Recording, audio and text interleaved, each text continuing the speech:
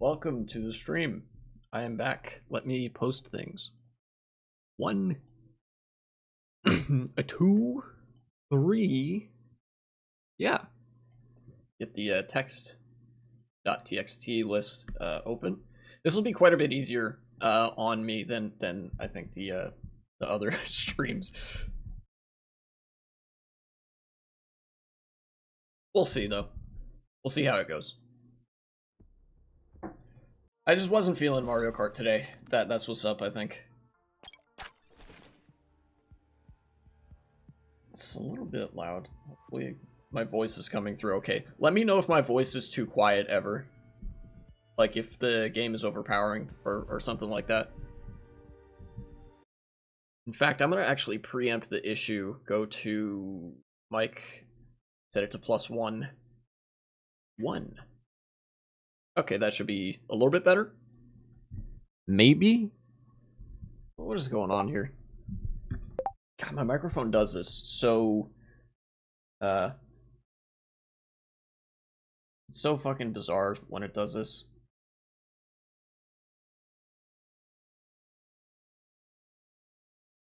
Anywho. Maybe if I have my mic to the left of my keyboard, that would be... No, I think I want to have it centered here. Okay, whatever. Look, I'm here to play Risk of Rain Returns because I've been doing a lot of stuff in this game. You can see... Oh, here we go. Here's something right off the bat. I spent a lot of time yesterday trying to do this.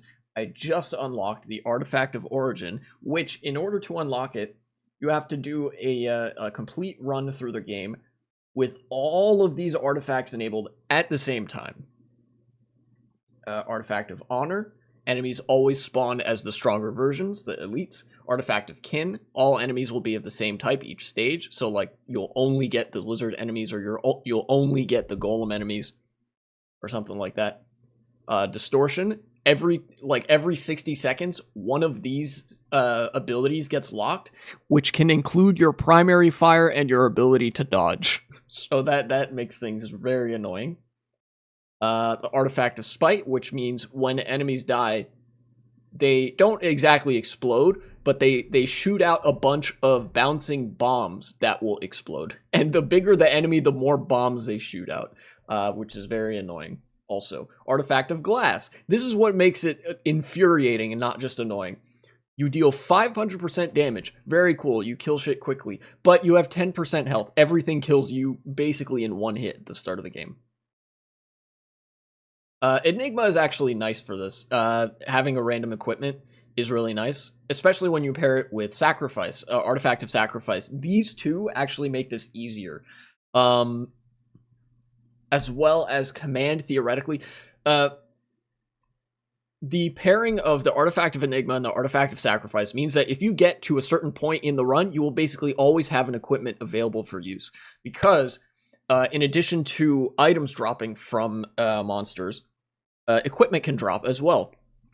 But instead, you'll get, since the Artifact of Enigma screws around with the equipment, you'll get a purple item that reduces your equipment cooldown. If you stack a bunch of those, your equipment's going to have like less than 10 second cooldown. You'll be like always using your equipment, which can be really helpful.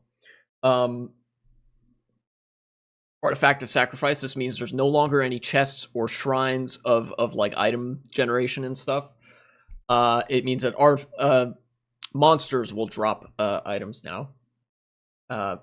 And paired with Command, this actually makes things a lot easier, because if you get a green item, basically you want to blitz 5 clover items right off the bat, because that will make it so that in addition to the drop chance from the Artifact of Sacrifice, there's an additional 10% chance that monsters will drop an item.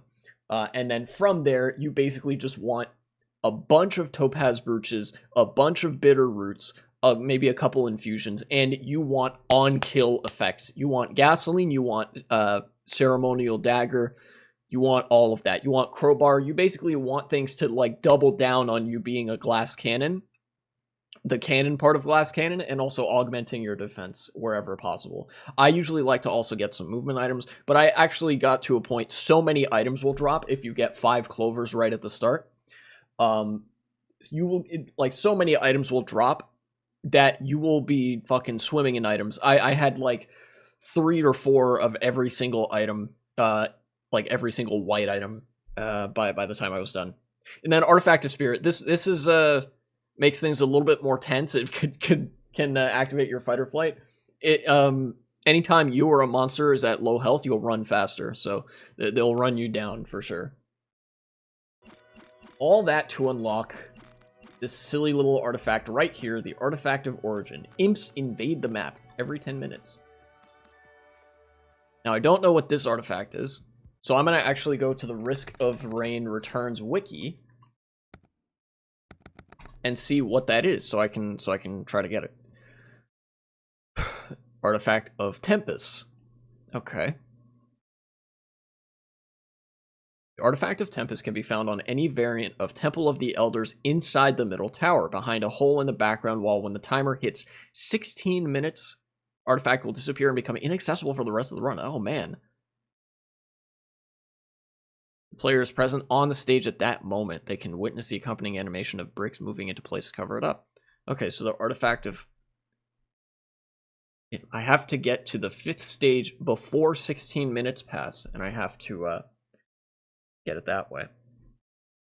What does this artifact do? Items are worth multiple stacks, but all items are temporary. I don't like that very much. I think there's a couple of unlocks in this game that I do want to get, but then there's some that I actively don't want. I'll give you a couple examples before I get into it and before I start talking about politics as well, because there are a couple things that have happened, and I have no doubt if any of my regular chatters come up, I'm sure they can supplement me with some things that happened. I believe this item, the one that you have to complete the duplicator trial to unlock, I actively don't want it.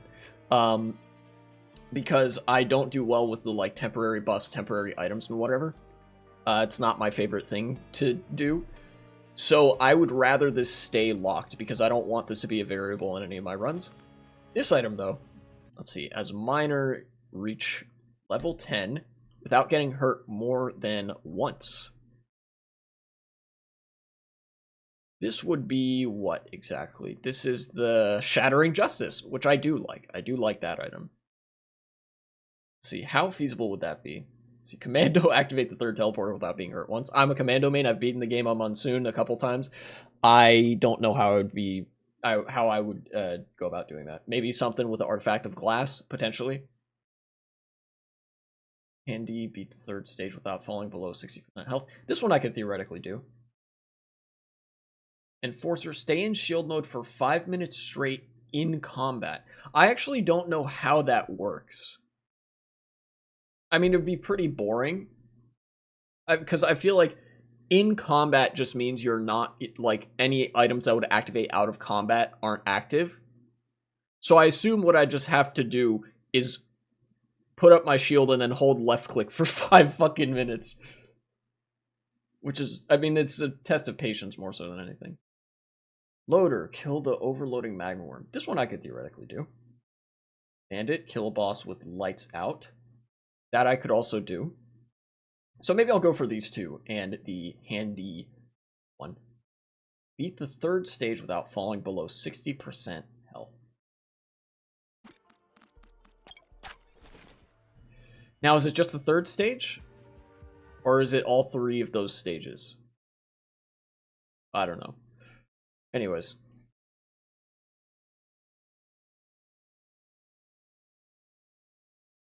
Let's go with handy. This. Paint a golden drone. Oh, I could do that as well. 15 enemies at once with the summary. Okay, so there are a couple of things I could do with handy. Let's first go for the golden drone thing. That'd be probably the easiest thing to do.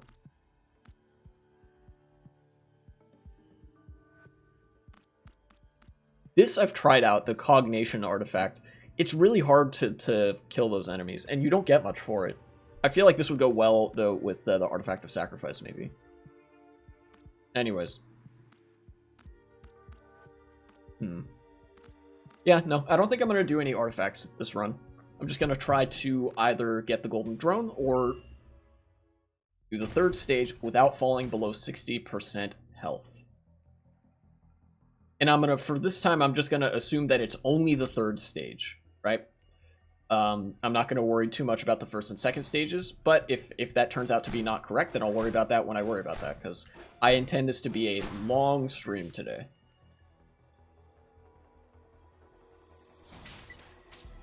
Ah.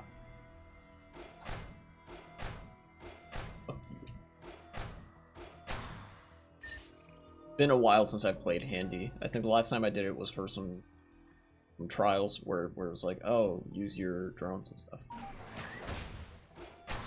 You know, idiot. Ooh, money. Money. You know what's funny? The insane, like, half a dozen plus artifact run that you have to do to unlock the Artifact of Origin. I tried to do it on easy mode, the Drizzle difficulty.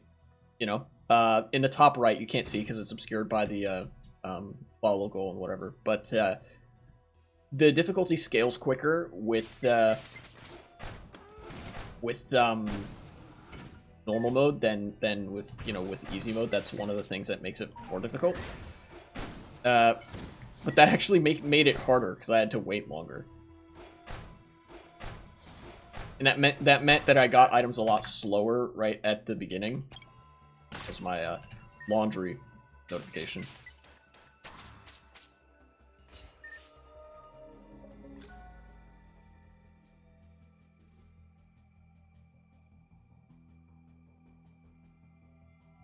And I feel like Monsoon would have just been impossible because everybody would have been so fucking fast.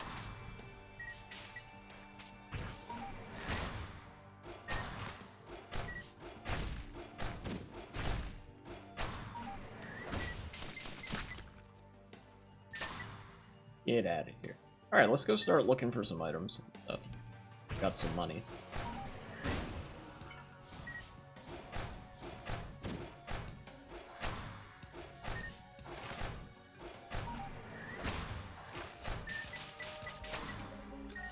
Okay. One thing I've learned about characters that I'm not, like, mains of is that I should basically always be using my abilities when I'm in combat, because that'll just make things go a lot faster. I feel like this.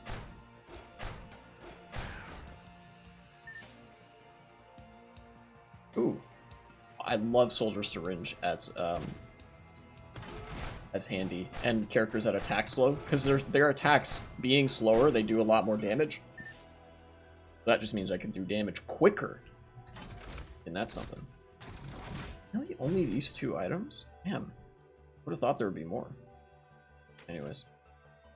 Oh, no, okay, there is more, but it's over here. I gotcha, I gotcha. Sure, I'll take this, I'll take this.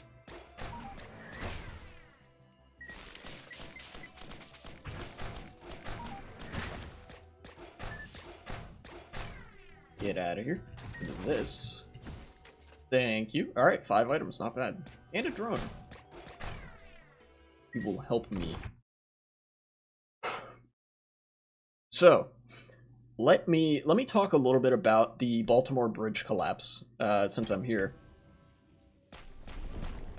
The Francis Scott Key Bridge in Baltimore, not last night, but I think a couple nights ago, collapsed into the ocean as a result, or not in the ocean, into the water, as a result of, well, a ship, a cargo ship, a fucking massive cargo ship, running into it, such as the expected outcome, you know? There were some people, I think, speculating that, like, oh, you know, this bridge wasn't super well designed or engineered or whatever. But, you know, to be real, like, no bridge is going to stand up to a cargo ship as big as, like, modern shipping vessels, you know? That's just kind of, you know, not, it's not really possible or reasonable to expect. Rather, what was more interesting, what more attention has been, I think, rightly focused on, from people who actually care about analyzing the incident, is that the ship actually lost power. There's video of the ship leading up to the accident, and you can see that the lights turn off on the ship a couple of times, and it seems to be like drifting a little bit. And this matches with testimony from, I believe, the ship's crew, that the ship was like out of control on its way to go into the harbor. They messaged ahead of time. There were like construction crews and cops on the bridge trying to work out like what they were supposed to do in that situation. But it ended up not mattering because it crashed into the Francis Scott Key Bridge, and the whole thing collapsed into the water. Right? And so, reasonably, you could expect, well, in that case, since the crew was on top of things, and it seems like the local authorities were on top of things, then maybe it was a problem with the ship itself, you know, because the ship had lost power, and yes, it was. The first thing that I raised my eyebrows at was, like, the safety standards and like, regulations that may or may not have been in place with regards to the ship's running. You know, like, if they had power issues, I think that belies a pretty significant failure of regulatory bodies and whatever, and, of course, the company who owns owns the ship, right? And apparently, the Lever has been digging into the matter from a similar angle, and they found that, yeah, actually, this is kind of how that went down. With the whole, like, corporate negligence angle being the name of the game here. So, the news article I'm looking at here says, Feds recently hit cargo giant in Baltimore disaster for silencing whistleblowers. So this is the company that owned the ship that crashed into the Francis Scott Key Bridge is what they're talking about here.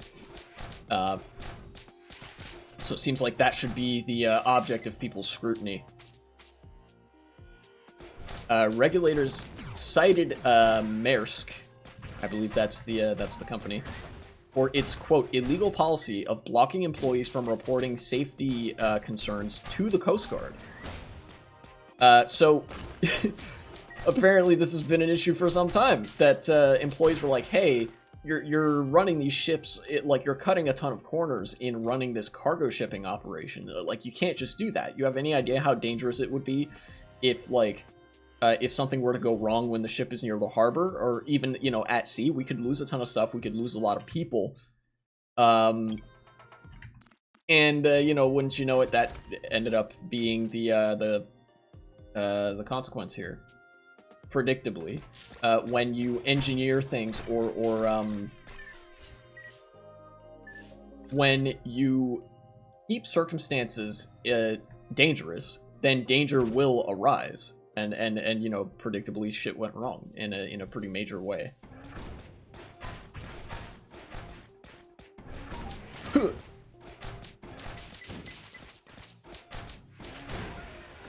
All right.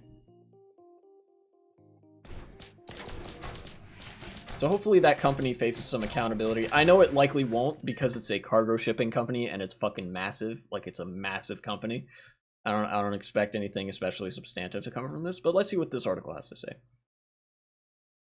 The company that chartered the cargo ship that destroyed the Francis Scott Key Bridge in Baltimore was recently sanctioned by regulators for blocking its employees from directly reporting safety concerns to the U.S. Coast Guard, which I guess is the body that you're supposed to report safety concerns to in the event of, like, naval or shipping matters.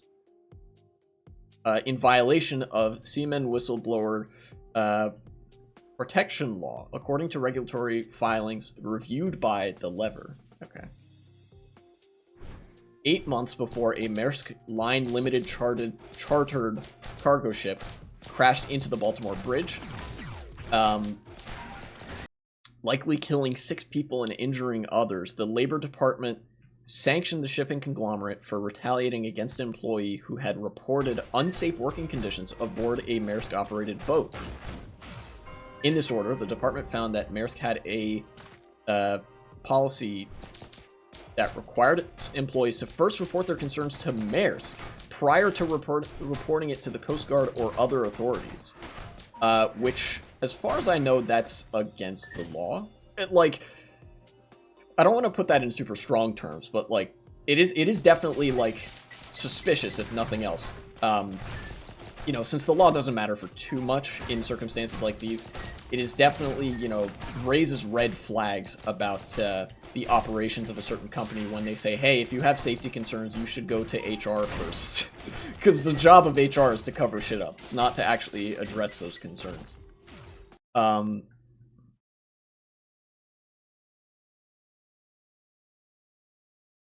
So, you know.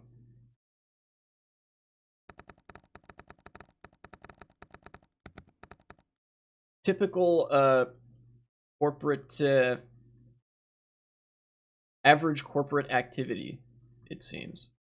That's where the article ends for me. I think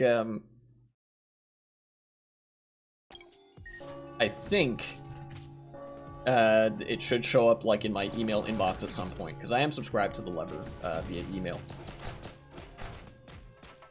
But yeah, like a seemingly not all too politically tied up event, a shipping vessel crashing into a bridge, which is, you know, pretty instantly recognizable as a garden variety disaster, does have political implications in that, like, corporations can just get away with shit, and that means running ships so poorly or like rejecting so many safety concerns that there is a real risk of this sort of thing happening, of a ship drifting out of control and hitting a bridge on its way into port.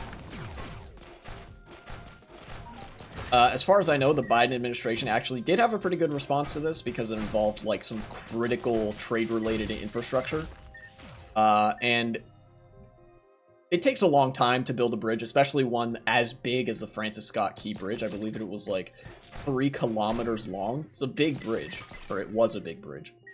But there's definitely going to be some kind of quick fix. I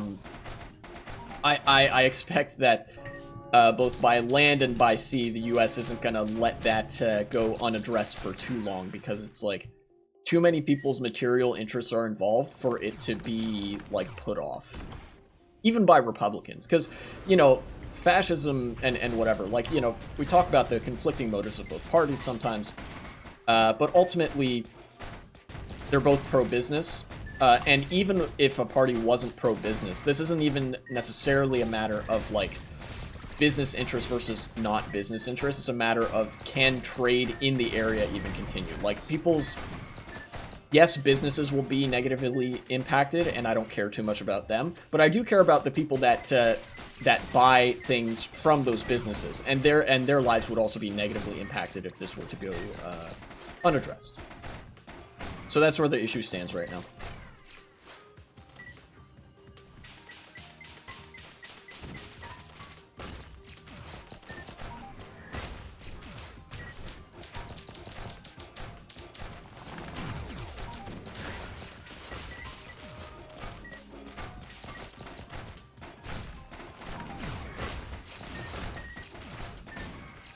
You know, at this rate, I actually don't think it's gonna matter whether the 60% thing meant for all 3 of the initial stages, or just for the third stage, because I don't think I've taken all that much damage throughout the course of this run. And I also have some pretty good defense and healing items. You know, I have a mysterious vial that lets me heal quicker. I have that thing that generates those like ice crystals around me after I get a kill. I have a cape. I have a ceremonial dagger, which is an insanely good item. Let's go down this way. Ow.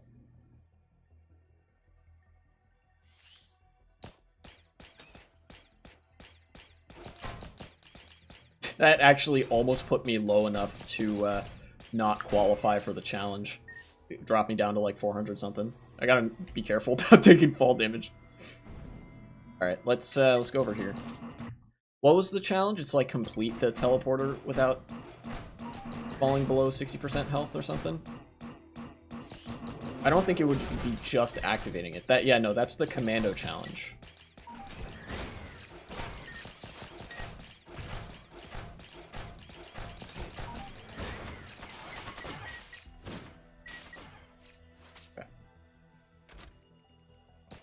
Let's get this item.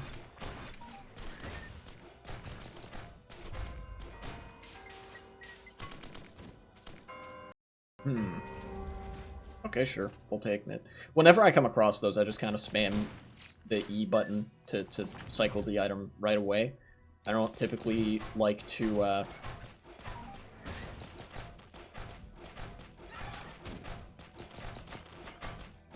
I don't typically like to do the thing where you kind of wait around for it to give you something that you really want, or whatever. Not typically too big of a fan of that. And I also don't feel like wasting my reaction time on it.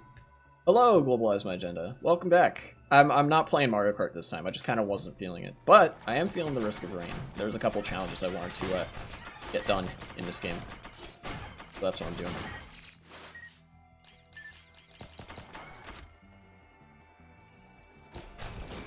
I'm playing as Killer Wally. Or Johnny 5 if you prefer.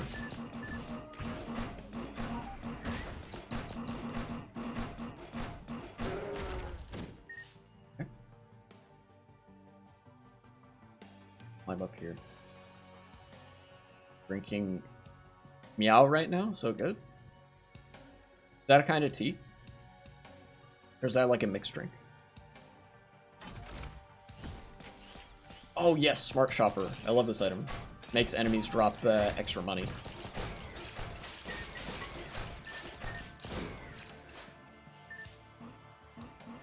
That way I'm going to be able to do this a whole lot faster. Typically what I do with... It's a milk drink. Okay, cool. From Lithuania. Very cool. Typically what I do with these chance shrines, because they have a 50-50 chance to give you an item or to not give you an item, but they get more expensive each time, is I wait until I have 10 times as much money as the, like, regular amount that it says there. And that's usually enough to get me the items each time. So that one said $96, so I'm trying to get 960. And oh geez, can't see the you can't see the amount that I have. I have 686. In fact, could I address this just by like... There we go. Unusual setup, but fuck it.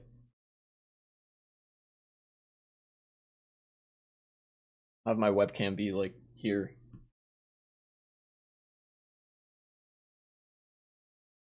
Something. I kind of have to lean over the other way, but you're kind of used to seeing me from that angle either way. It works out. In fact, what if... Big brain. What if I just took these? This up here. No! This is not what I meant to do. I'm sorry. Move these down here.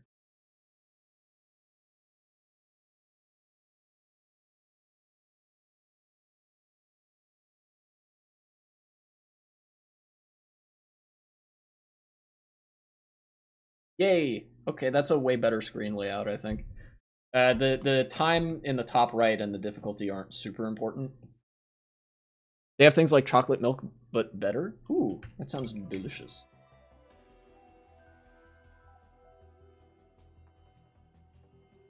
Yes, one of my favorite types of drones.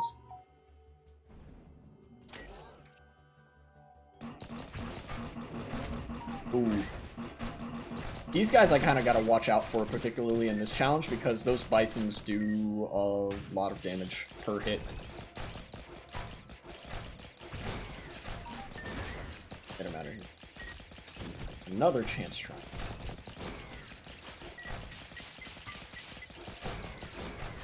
Here you can tell a person's personality by their favorite meow flavor? Really?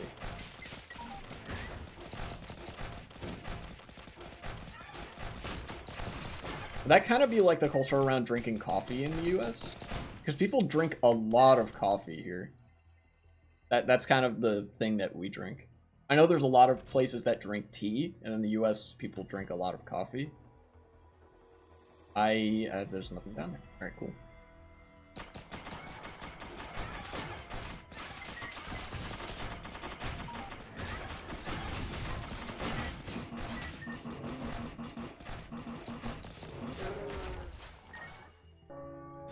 Ooh, I like that art. I like the blueberry one, so that means I hate myself? What? Is that what that means? I feel like that just means that you like the taste of blueberry. Right? Is this some, like, reading the tea leaves shit? Oh yeah, I have a jetpack, so I can kind of fly now. Fuck these guys.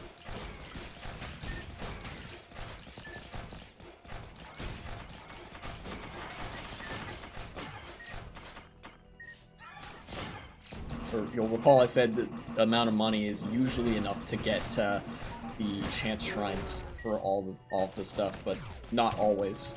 Yeah, see here, I needed way more because luck is not on my side with that.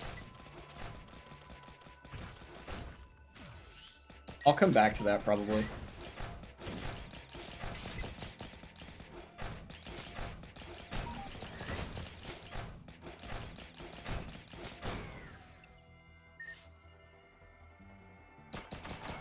I sincerely hope that didn't drop me below the amount of health that I need to be at.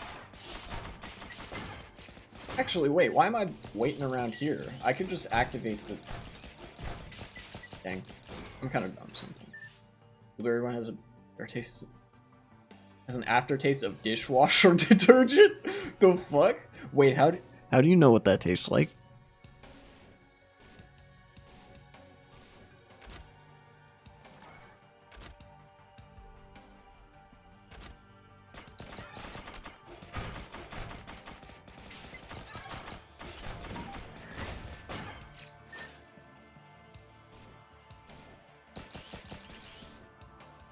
I mean, this is America, so I'm not gonna, like, force you to answer.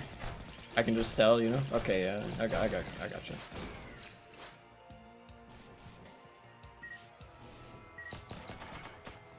This jetpack thing is really useful because if you activate it, like, at the last second, you can avoid taking fall damage. And although fall damage can't actually kill you in this game, you can take a lot of damage through it. It just tastes like chemicals, kinda. Oh yeah, okay, no, I see what you're saying. Like the whole soap in your mouth kind of tastes, or whatever. I think I got it. At least a little bit. Alright, let's go activate the teleporter and probably finish this challenge, I think? I think this would be it.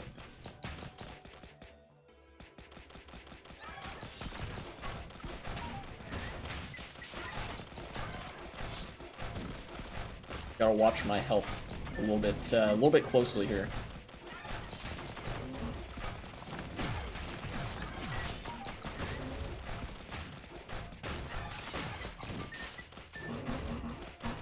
Okay, so far so good.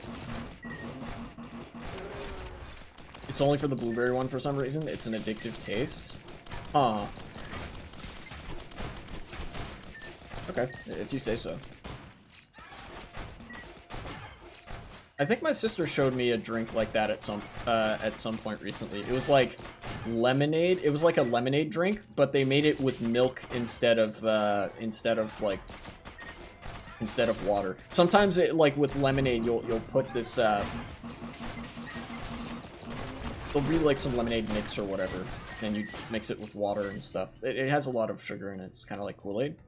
But she had a drink one time that was like, oh yeah, they mixed it with milk instead. I was like, huh, that's kind of weird. You know, apparently it didn't taste too bad. She actually said that it tasted a little bit like lemon pound cake or something. It tasted like you were drinking a lemon cake. Which is kind of cool, but also she described it as like really, really filling and saturating and stuff, so she couldn't finish it. I was like, yeah, that makes sense. Teleporter down here. I think I remember it being down here. That was different, I think. Yeah, I don't think it's necessarily the same thing. But it was just an interesting thing that I remembered.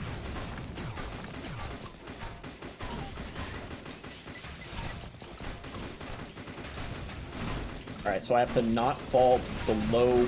No! Okay, I've already failed the challenge. I'm gonna quit to menu. I took a shit ton of damage there. I might have even been about to die. We'll see. Or we would have seen, I guess.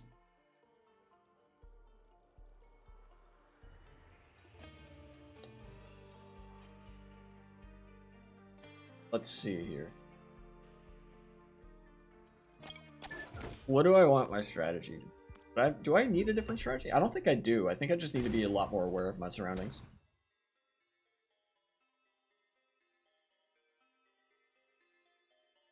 Go over this way first. I had a pretty good suite of items. I think I didn't have all that much healing stuff. That could have been not great for me.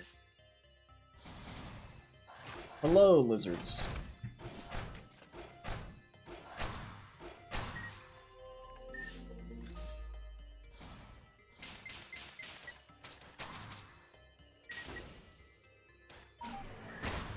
Get them out of here. I'm just gonna let those guys follow me.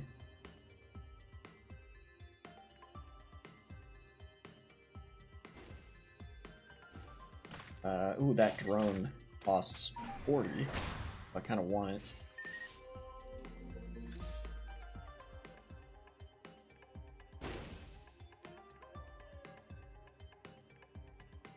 Guess I can talk about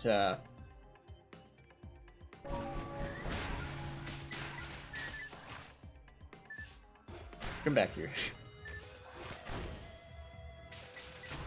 One of our soups got chosen as the most delicious cold soup in the world? Interesting. People compete over some strange shit, but I'm happy for you guys. It's got some good cold soup, I guess. Right on. You just spend this where it goes. Oh, down there.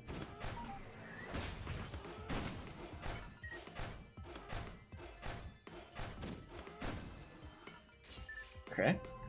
Give me this drone. Follow me. That's gonna make things a lot easier.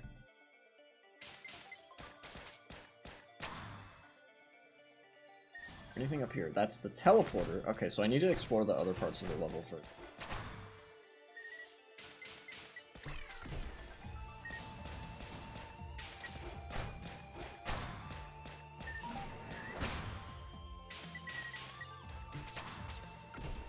Very convenient that those guys will just die from 3 drones. Those guys will die from any amount of drones.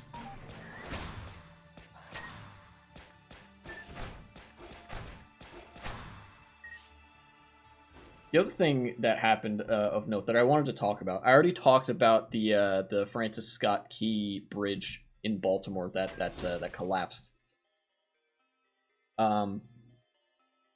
And that's relevant for American politics especially. But there was also something that happened internationally that was, you know, we've been waiting on for a while. And that was the ceasefire resolution that recently got passed by the UN Security Council. Drafted by all non-permanent member states, which I think is pretty cool.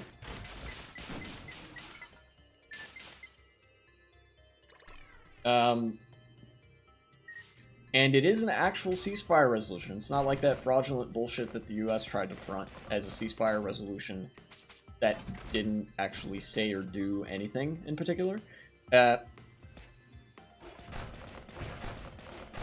This one was a real one, and the only vote that was not yes was the U.S. and it was an abstention and not a veto, since the U.S. is a permanent member. I guess the rationale behind the U.S.'s decision making there was probably something like, yeah, look, you know, our agenda is to protect Israel in the Middle East because they're like a military base for us, but now they're like, they've cost us too much and we can't keep, like, we've spent all the international capital that we had, like all the political capital in the UN that we had, like we are at risk of no longer being taken seriously if we keep protecting Israel like we have been, especially because the US recognizes, like, the US I think pretty well knows what is going on in the Middle East. You know, how could we not? With, like, our intelligence is pretty much second to none. but we have our own security interests that lead us to not care very much about international law. And, you know, business interests as well. But it's like we've kind of reached the point where Israel has become much, much more of a detriment than a assistance to the U.S., you know? But that's just one part of this. The other part of this that I wanted to talk about was that, like, the U.S. still is kind of not super committed, but like kind of committed to defending Israel still. So it's kind of questionable whether they're gonna let anything happen. You know, whether any like actual action to enforce a ceasefire will take place. I think I read that Hamas was like, we don't really expect there to be a ceasefire. Like, we're not optimistic about the odds. And, you know, obviously Hamas is a far-right political party, and I'm loath to take their word on anything. But since they have a pattern of actually trying to negotiate in this situation, I'm inclined to sort of agree that, like, yeah, Israel isn't going to make this easy. Even now that a ceasefire resolution has been passed, you know?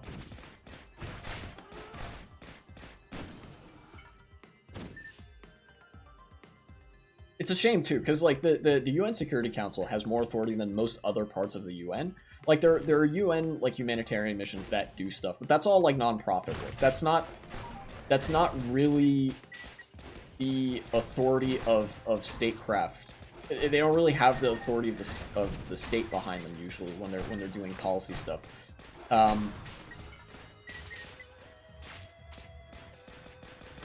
And this is one of the few times where they could potentially have that. It would just, you know, they would just need to be willing to do something that the U.S. doesn't particularly like, which is, well,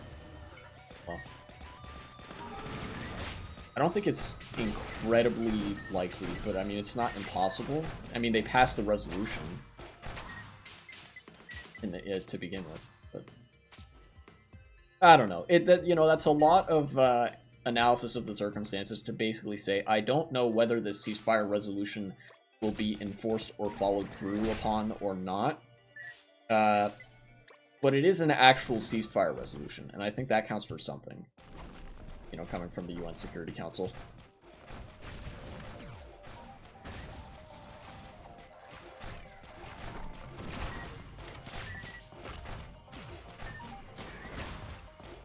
Oh, poor bastard. Alright, cool. That wasn't too hard. Infusion, I think, is pretty good for this challenge.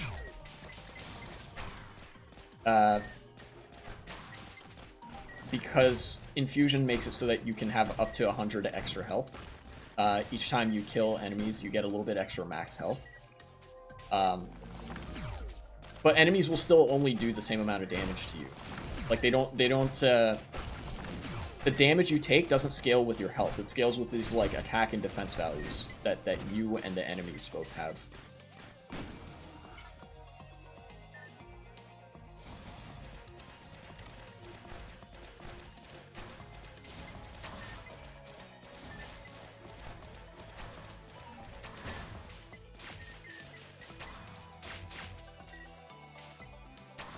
Idiomatic.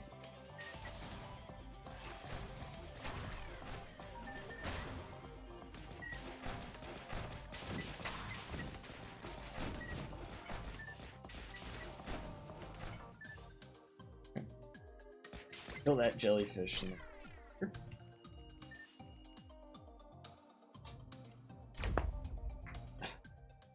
took longer than the first stage last time. Okay, Sky Meadow. I like the smaller stages. This game.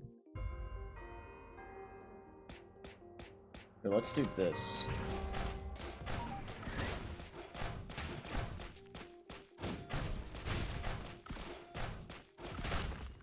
Get him out of here. That almost killed my drone. Fortunate.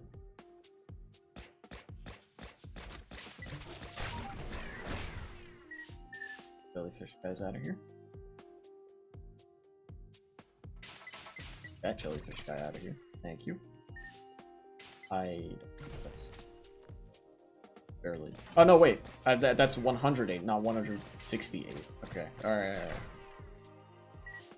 Backup magazine's kind of useless on this character because you have to kill an enemy in order to get a thing.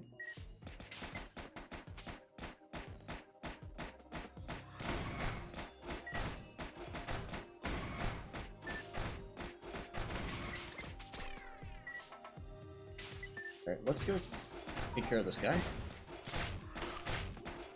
These blue guys are tricky because they hurt you when you're near them. It's like, oh, they static shock you or something like that. It's a whole thing.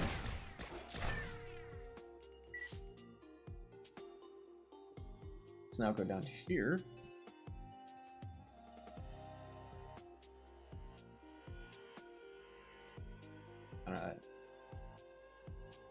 Oh, I could use the glasses. That would be good.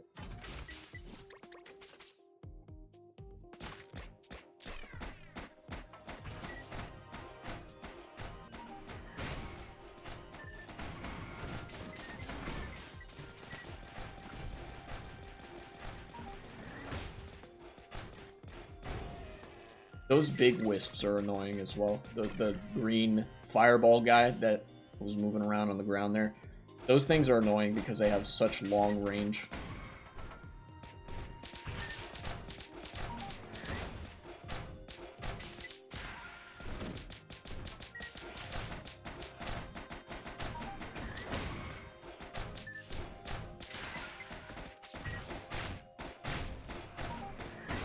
Getting snagged.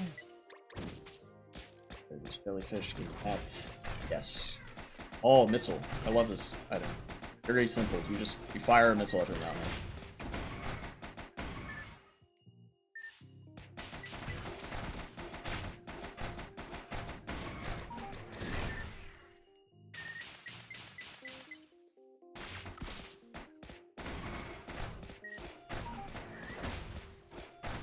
Hit him with the hammer.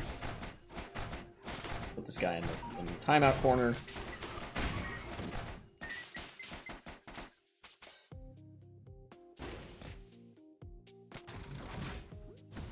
Item this item's okay, but it's really weird. You get these two orbiting discs, and it can like, if it runs into enemies, it hits them. It damages them. But like, I don't know. It's just really weird that it's like, oh, they orbit you, and like that's a thing that hits enemies. I don't know how they like came up with that exactly. It also just kind of looks weird because you're just this one guy in one place on the screen, and these things are like, the area that they rotate around is really it's really big, but they don't take up that much space like at a time.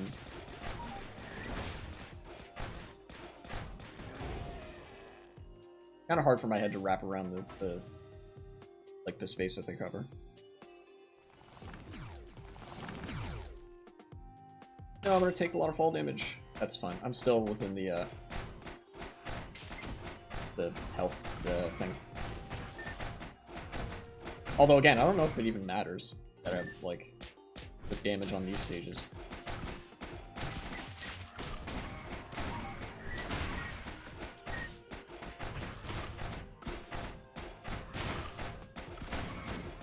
Don't hit me. 400 out of 610. I think, I'm still good. I'm still good. 60% of 610 is 366. So as long as I don't dip below that number, I'm fine. Ooh, Sombering. That's a really good equipment.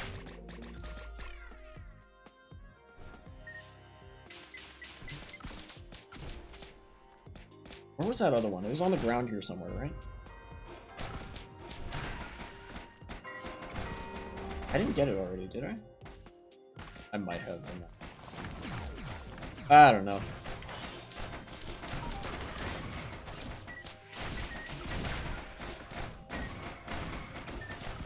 Oh, these guys are a menace. Anytime you see a big enemy and they're elite, like if they're blue or they're like orange or something, absolute menace.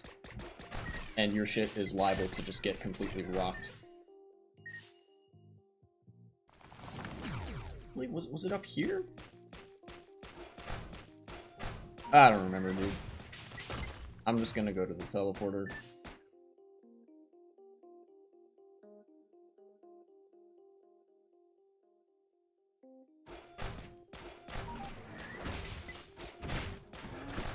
No, I hate these wisps, guys. Yeah, get them out of here.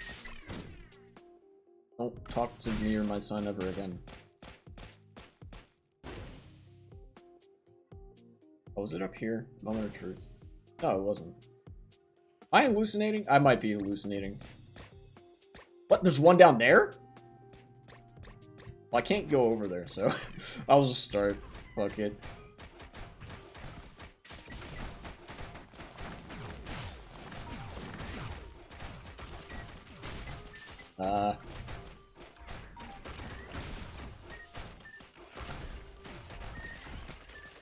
Okay, that boss was actually a lot easier than I thought it would be.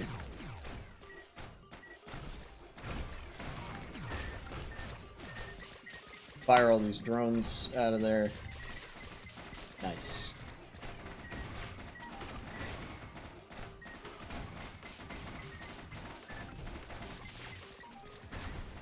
And this is when the game just becomes a mess of you punching things. Nice.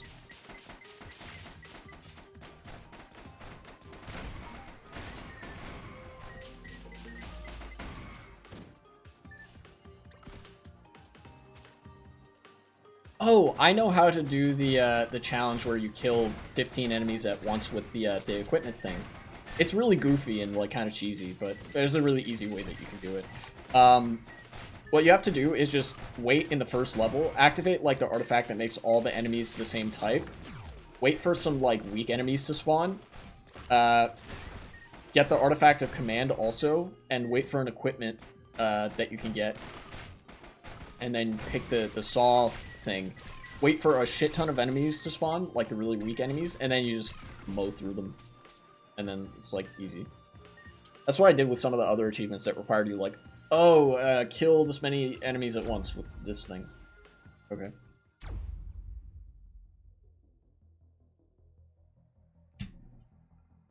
Alright, this one I'm just gonna, I think, go straight to the teleporter, because I don't need to, I don't need to do too much. Or who knows? Maybe I'll hang around.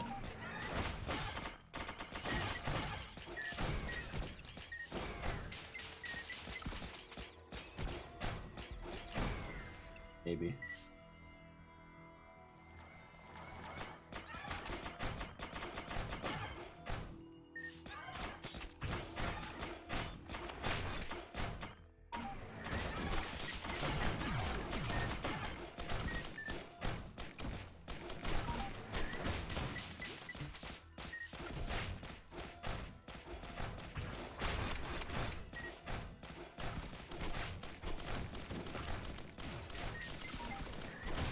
These guys out of here.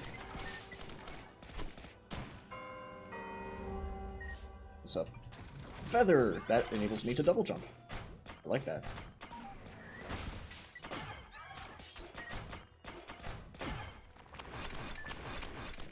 I have 800-ish health, so I can't drop below 400. Let's just say below 500 for all intents and purposes.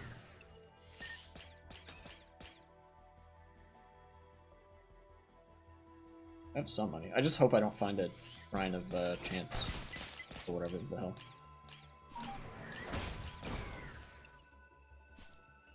Drop down on the fucking Batman or something.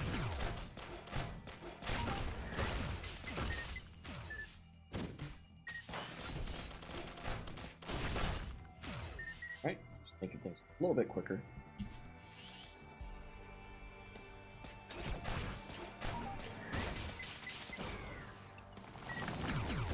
And, oh, cool. Teleporter's right here. Alright, let's actually start it then. Start it right now, so I get this. Ifrit, King of Monsters. Oh boy. Alright, alright.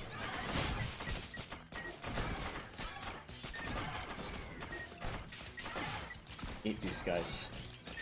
hate those blue enemies. Those guys are, they do damage passively, which is incredibly annoying.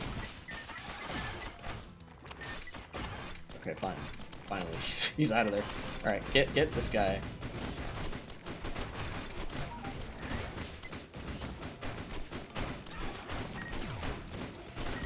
Keep punching him. Oh. Well, I've beaten the boss. Now I just need to survive the rest of the teleporter event, I think.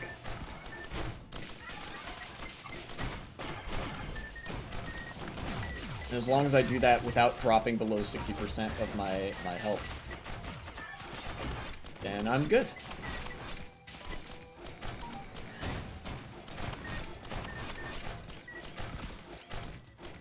We'll see if the achievement comes up.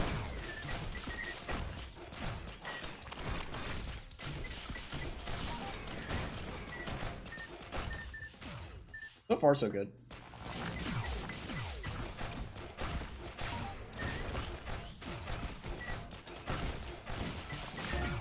Yeah, I did it. There it is. Handy. Beat the third stage without falling below 60% health. Alright, cool. I don't even need to continue that anymore. I can just go back to the menu. Now, what did I unlock? I unlocked a... I don't know what that is. It's an equipment or something. Oh yeah, I got these two things as well. The little robo... You can unlock like a little fucking RC guy, like remote control robot friend. Shield generator. Okay. It's not an equipment I see myself using very much, but I'm glad that I at least have it. Now, what else? I'll tell you what else. I need to go to the bathroom, so I will actually... Nice.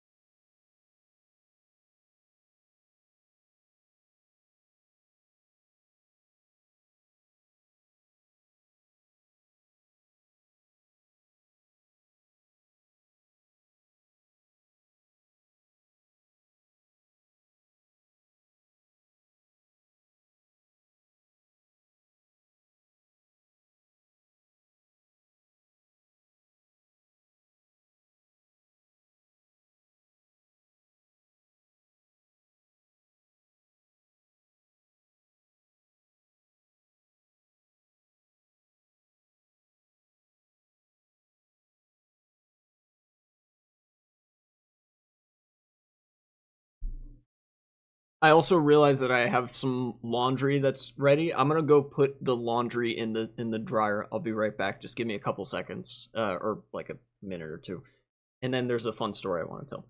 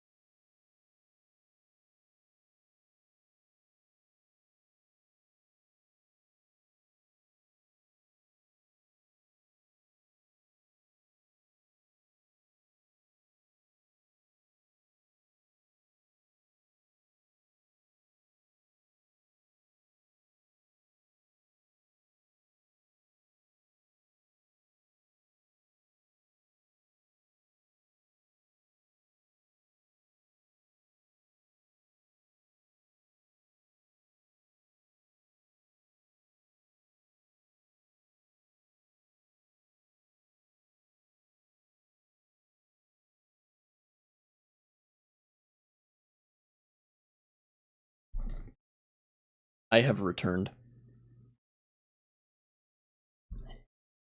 You know what? Actually, I should probably just put the camera here.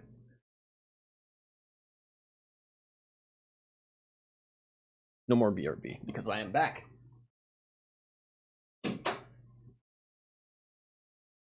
Okay. Oh, I need to catch my breath. Let's go to unlockables. What else is there here? This is almost impossible. As commando, activate the third teleporter without being hurt once. So I have to literally not get hit for 3 levels. Should I do it? Ooh, should I do it? I kind of want to do this and this. Maybe I'll do that. Let me do this as bandit. Lights out is the this. You see how those terrorists looked in the courtroom? They were pretty haggard, right? Yeah, here, let me see.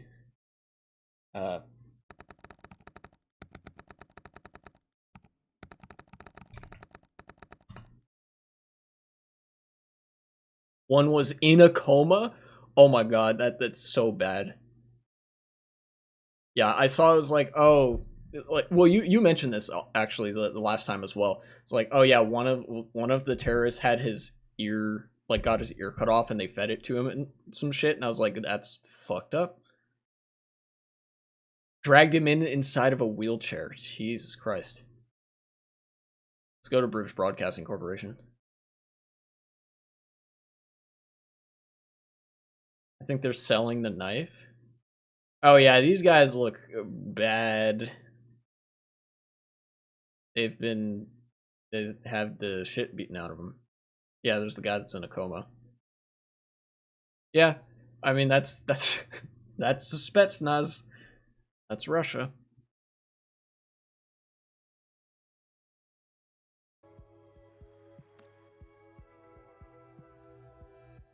They're selling the knife they used to cut his ear off, I think. That's grim as fuck.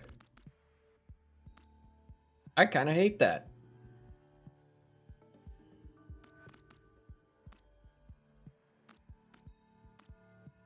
Wait, hold on. Did it say kill the final boss? No, just a boss. Okay.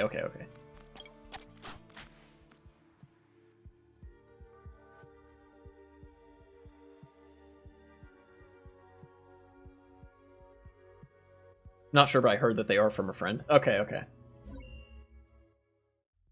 That wouldn't surprise me too much. It's just like insult to injury. It literally.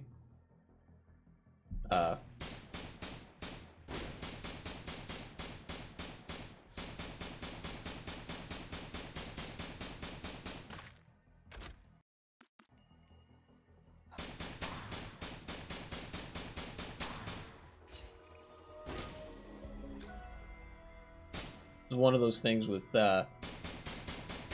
rapid fire where it's faster to just spam click than it is to like hold it down. It sucks.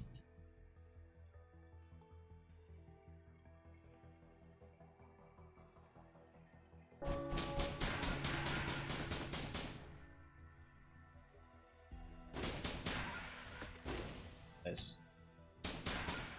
Okay.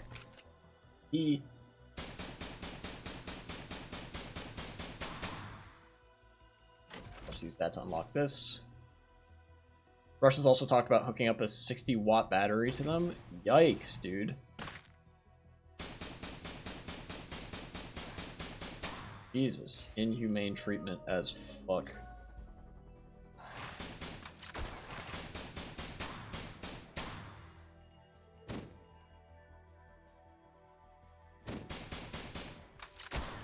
Okay, that's lights out. Cover my...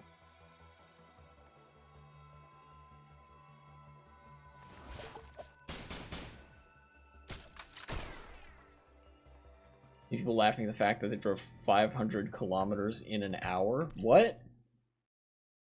They probably flew, right?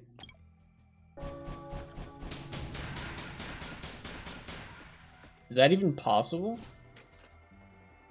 They may have just grabbed immigrants off the streets. Yeah, that would kind of suck if that were the case. You know, not entirely out of character. I mean, in the U.S., there's like, I think there was like a gang of Fox News affiliated thugs that like just beat up some random guy in New York just because they were an immigrant. You know, anti-immigrant sentiment can drive people to do some wacky stuff. And of course, that's a far cry from what was happening here, but like, you know, just to say like, yeah, okay. ISIS claimed they got away safely. Yeah, I mean, this is all he said, she said stuff, right? Because it's like, they drove a large distance. Like, very short time. Yeah, I mean, probably there's some skullduggery and political theater involved that, like, some of these guys might not have actually been the perpetrators of the attack, but they, you know, they want to put on a show and be like, oh, yeah, see, we got him.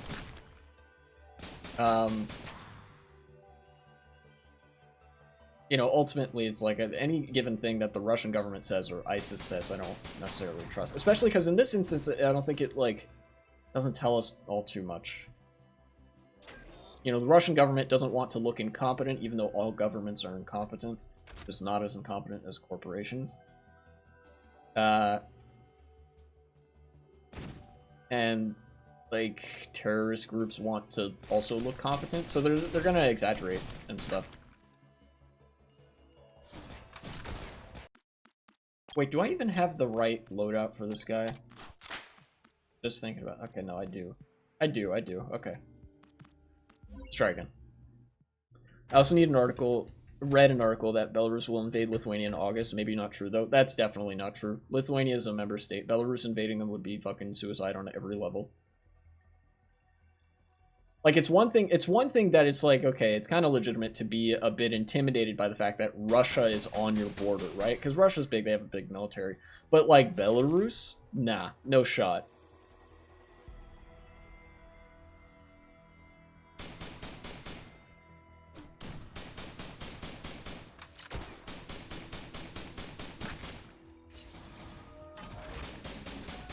Ooh, taser.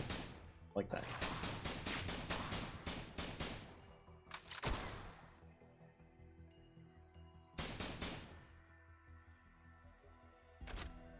Oh, I love this mortar too, but just launch a mortar. So simple.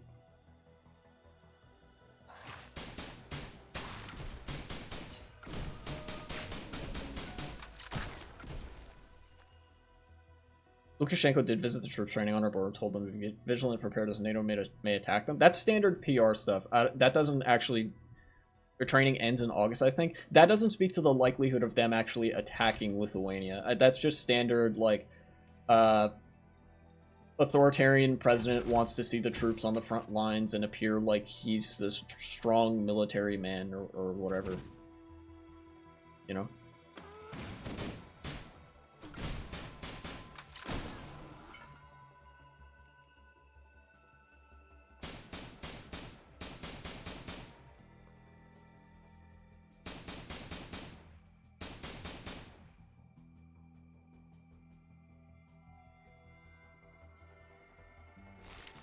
Besides, Belarus being part of the like Russia aligned bloc, that a lot of their military rhetoric revolves around, oh, we have to be vigilant because of the NATO threat. They're always talking about NATO. It never usually amounts to anything, especially when we're considering NATO member states here.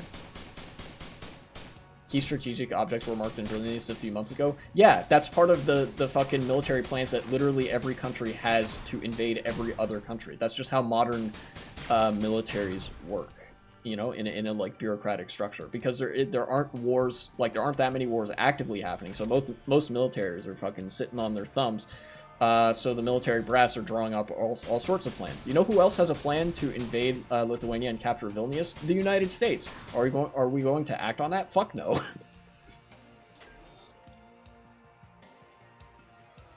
Someone wrote Vilnius as ours at the entrance of Vilnius in Belarusian. Yeah, and that's just some dumb, like, that's just graffiti shit. Like, you drawing lines between all this is, and like, convincing yourself that it is at all likely that Belarus is going to invade Lithuania, a NATO member state. This is the fear and reactionism talking, which is spurred on by having hostile neighbor countries. Actively? Yes, you just don't hear about it. They absolutely do. Belarus and Russia just love to talk about that shit because it makes them seem like they're actually still relevant in the game of like, geopolitics. And to a certain degree they are, but, like, Russia's a fucking shadow of what it used to be. I will reiterate. Like, you're literally... No, they just got caught. Well, they're a lot sloppier with it than a lot of other countries. They never talked about it. So yeah, like I said, they care less about getting caught, which means they're like, look, if they didn't want people to hear about it, people wouldn't hear about it. That's as a general rule of thumb, because like I said, every country has contingency plans for invading every other country. Like the U.S. has plans to invade all of its allies, Lithuania being one of them.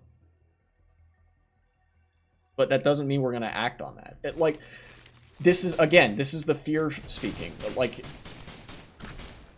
there's so many reasons that they're not going to invade that, like, almost until they actually do something that could be tantamount to an invasion itself, my position is they're not going to. Like, it almost doesn't even matter what they do until they actually set boots in Lithuanian territory and invade and declare war. Right? Because it's just so suicidal of a move.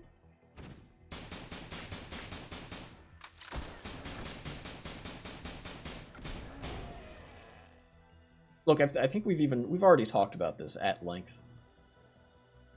You know, it's not very believable with Russia, so it would be even less believable with Belarus because Belarus is comparatively much smaller and weaker. You know.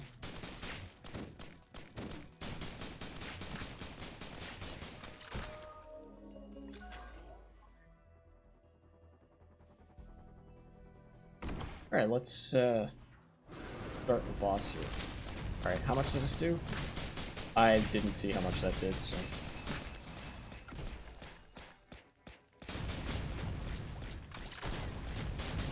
Oh. Oh, in retrospect, I maybe shouldn't have gotten these drones. 128, that's how much health I'm looking at there.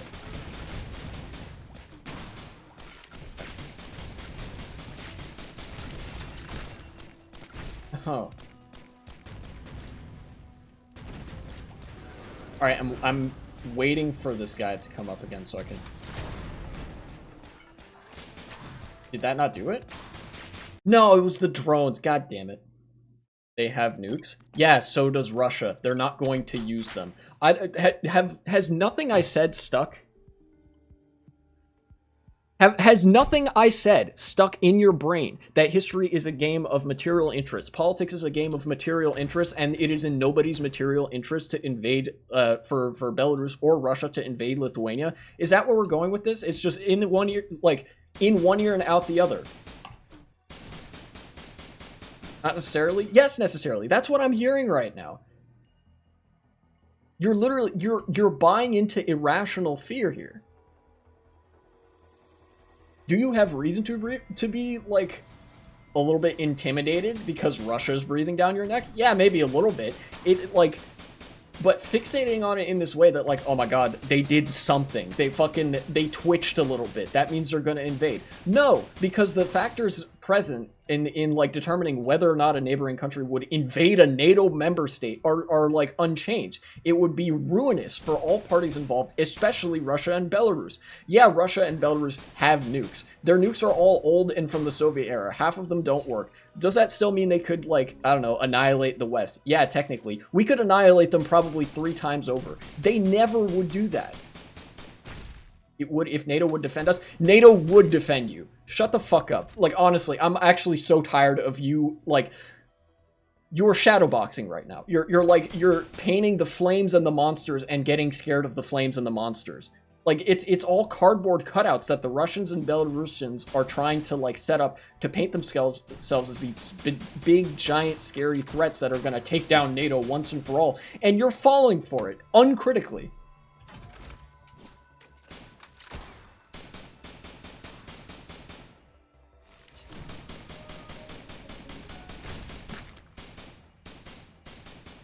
I genuinely can't believe that we're on this again.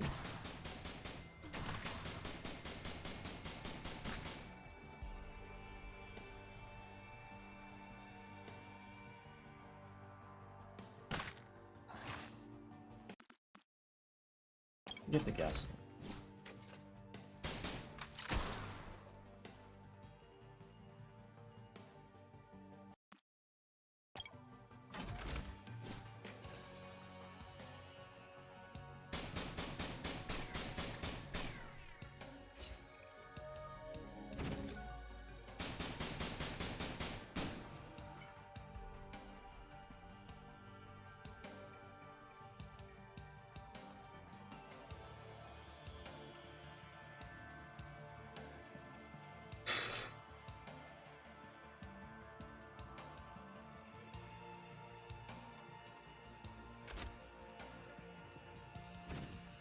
A lot of Americans don't even view Russia as an enemy. You don't support giving weapons to Ukraine. Why would they support boots on the ground war?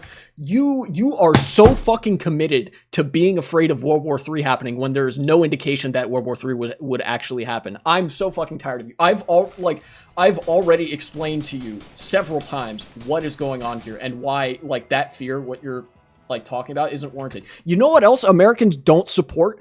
Israel. You know what the US is doing anyway? Supporting Israel. You know why the US is supporting Israel? Because it's in our geopolitical interests, supposedly. And also because there's no nuclear threat there.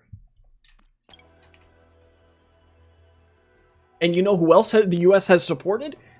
Its NATO allies. NATO has been consistently supporting its allies ever since the breakout of war in Ukraine because, like, yeah, you know, Russia will threaten nuclear war every, like, 2 weeks. You know who else has nukes? NATO! If World War III happens, you owe me $5. Fuck it, sure. And you owe me an apology either way, because, like, I cannot keep dealing with this irrational fucking thought process of every time Russia and Belarus do anything, which is, like, the same pattern that they've been, like, Russia and Belarus have been doing nothing but, like, military exercises and posturing for the past fucking 30 years, and you are, like, every time they do the same exact thing over and over again, you look at it as if it's some, like, world-ending, like, Silver Surfer shit. Like, that the world's gonna end. You are willingly becoming afraid of Russia and Belarus to their benefit.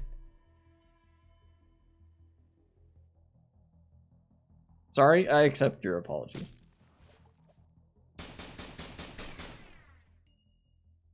Just try to internalize it. Whenever you see some scary shit like that, remember, Lithuania is a part of NATO. Turn that fucking, like, weird Lithuanian Diabolist, the West hates us bullshit. Like, get that out of your system. This is a military alliance. You know what military alliances do? They defend their members, because that's how a fucking alliance works. So, like, stop with the, oh my god, what if NATO doesn't defend us? Yeah, and what if the fucking moon falls into Lake Michigan, huh? You know, what then? I guess we would all just die, right?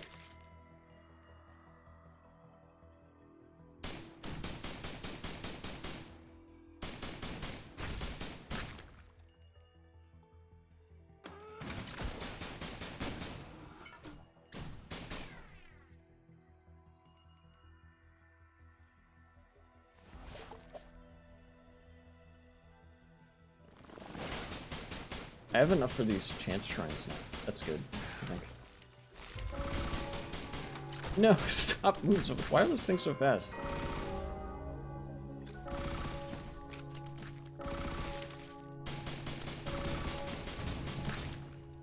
I think I prefer that to the fruit thing.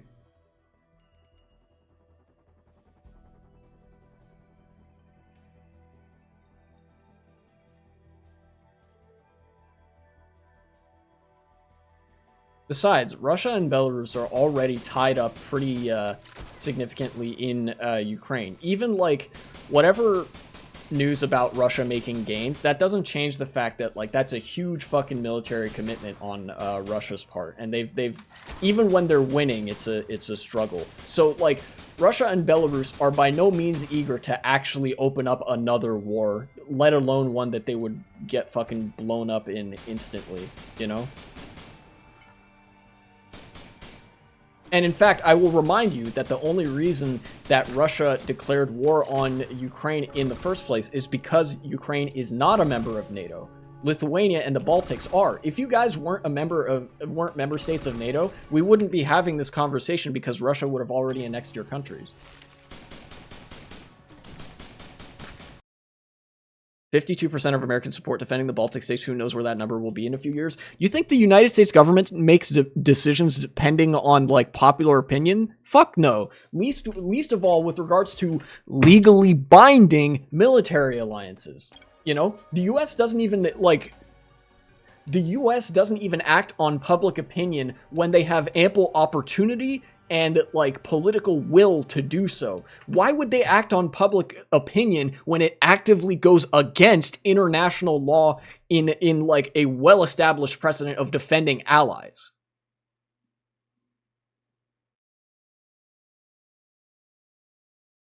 Not to be confused with the international law regarding humanitarianism. We know that the US doesn't care about that part, but that's for different reasons. Like, again, this is argumentum ad populum. These are all, like, irrational thought processes you're having to justify. You are post hoc justifying why, like, Russia and Belarus are going to invade Lithuania. This is the eternal feud between me, the nothing ever happens until it does, Chad, and you, the very scared, also Chad, because you're part of my chat, thank you. It's finally happening, but like you keep being wrong each time because like that's not how this works.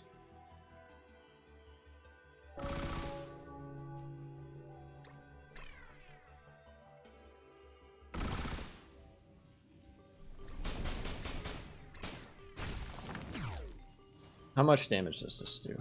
God damn it! Didn't mean to do that. What the? Jump over that. All right.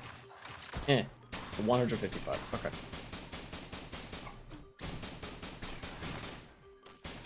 Not scared, just cautious. No, you are very scared. Believe me. The political instinct that you're acting off of right now is irrational, like fear of being invaded and stuff like that. Because like, you know, yeah, if you were invaded, that would be bad. But the reason it's an irrational fear is because it's fundamentally not based off of things that are happening in the real world, and you like don't have any real reason to be like so actively experiencing that fear in the moment. You know, it's like people who have an irrational fear of like scorpions. You know, are scorpions dangerous? Like, could they kill you? Yeah, like they could. Scorpions are dangerous. But do you or I live in an area where scorpions exist? No. Like, so why would we have that irrational fear? Like, why is it such a, you know, lizard-brained thing that we engage in? And the answer is because it is. It's irrational.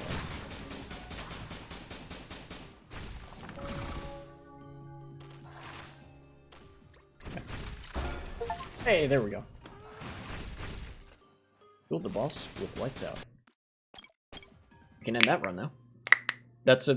I know Russia is unlikely to invade, but to say it isn't a goal of theirs is another matter. That's a bad comparison. No, it's actually a perfect comparison. Because it would be bad if you were stung by a scorpion. It could even kill you. But you and me both don't live in the material circumstances where that would happen. Likewise, yes, it is a goal of Russia's to absorb neighboring states like the Baltics, but we don't live in material circumstances where that's currently possible. You know, there's a whole ass military alliance. Think of it as having an invisible wall around you that may or may not protect you while there's a killer that lives down the street that wants your head. Buddy, I don't need to imagine. I live in a neighborhood with like a fucking there's some wacky people in this neighborhood.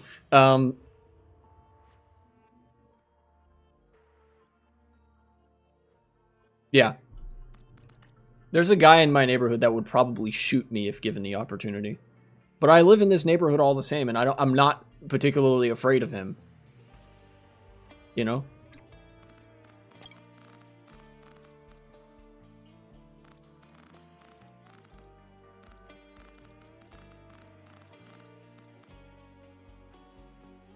release may or may not come a few days after your death. What the? Why are we going down this rabbit hole? I've already explained to you why it's dumb that you're so afraid. Like, in the abstract, yeah, it's good to be like concerned about like what are Russia and Belarus doing. Like, all right, sure.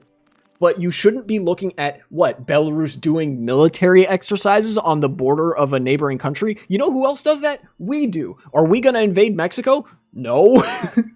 Even Republicans who have made it part of their platform that they're going to invade Mexico don't actually want to invade Mexico. And you know why that is? First of all, because it would get the US into an unwinnable like forever war. And second of all, because it would annihilate our military standing. It would be politically ruinous for the United States.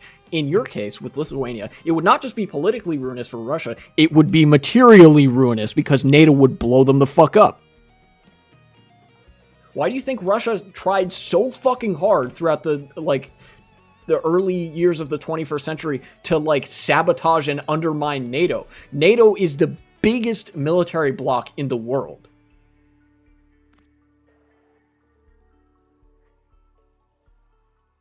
Does every American outlet call Mexico a Nazi state every 5 minutes? No. What the fuck? What does that even have to do with like fucking what we're talking about here? This is another ad populum argument. What people in Russia think is irrelevant because Putin and the like elite governing class in Russia know that they can't fucking invade a neighboring countries. Yes, I know Russia does that. It's not relevant to the argument that I'm making. Again, stop pissing yourself every time that Russia says, by the way, we have nukes and we want to use them. It's not what people think, it's state media. Yeah, and those state media pundits know that they're full of shit, by the way. Why do you think they lie with such ease? They know they're lying. They don't actually believe in anything. Nukes aren't that bad? Yeah, because nobody fucking uses them. And nobody wants to use them either.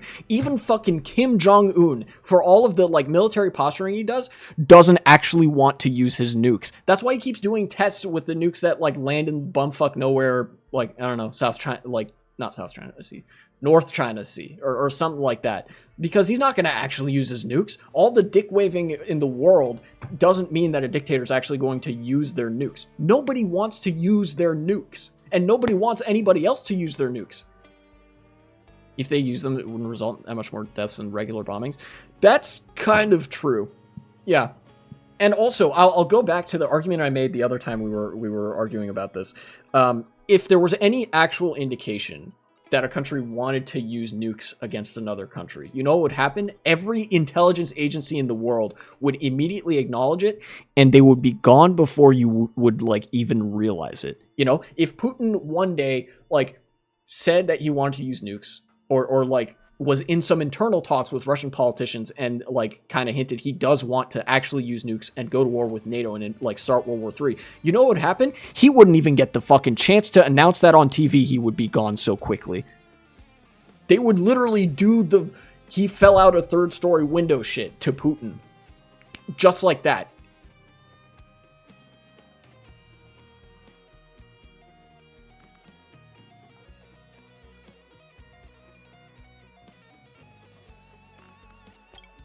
What else did I want to unlock? Ah, yes, loader, kill overloading magma worm. Do I want to do that or do I want to do the commando thing? I think I want to do the loader thing because I could actually theoretically achieve that. Loader, where are you? Down here.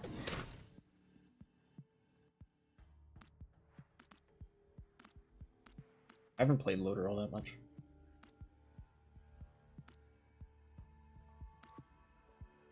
Okay.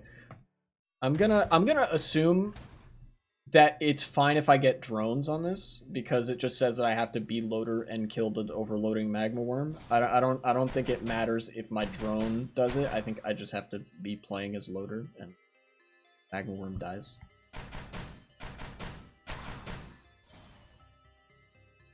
Check out my big fucking arms.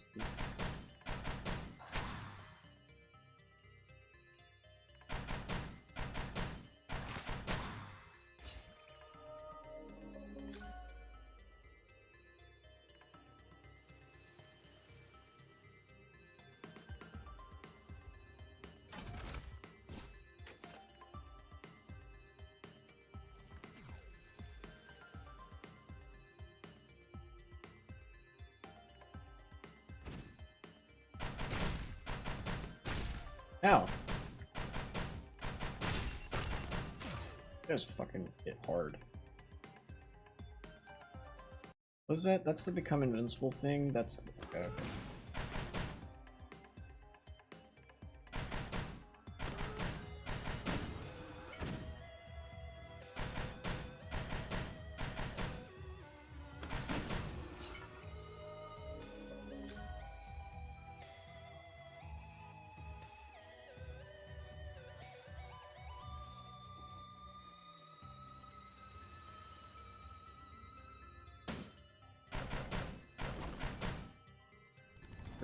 There he is.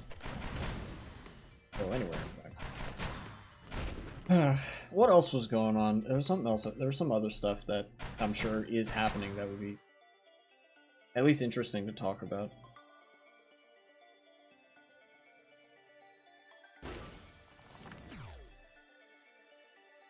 Something that ideally isn't like international politics, so that'd be good because, you know, I think I talk a lot about international politics.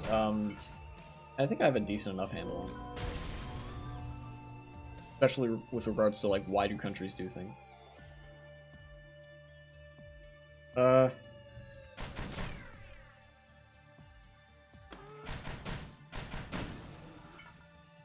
I'm genuinely trying to, like, rack my brain here. I'm kind of coming up short. Oh, no, wait.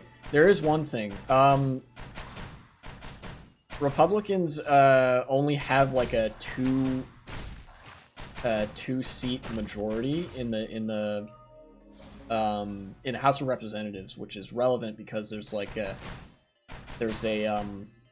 ongoing process to oust Mike Johnson, the Speaker of the House. I mentioned this on another stream, but Marjorie Taylor Greene initiated this, and then Congress is going to be like in recess for a little while, and then they're going to come back, and that's when they'll like do the thing.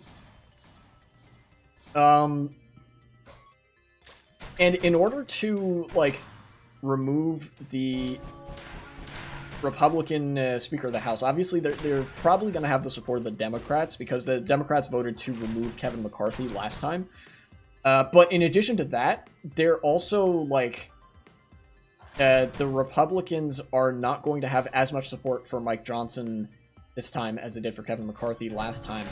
And it's like double not going to matter because now that the majority for the Republicans, for the right-wing party, is so small, it would only take Marjorie Taylor Greene and one other person to actually vote to oust Mike Johnson from the speakership position, because there's only a Republican majority of 2 people, which means if 2 people voted with the Democrats, then that would be the deciding vote in the bloc.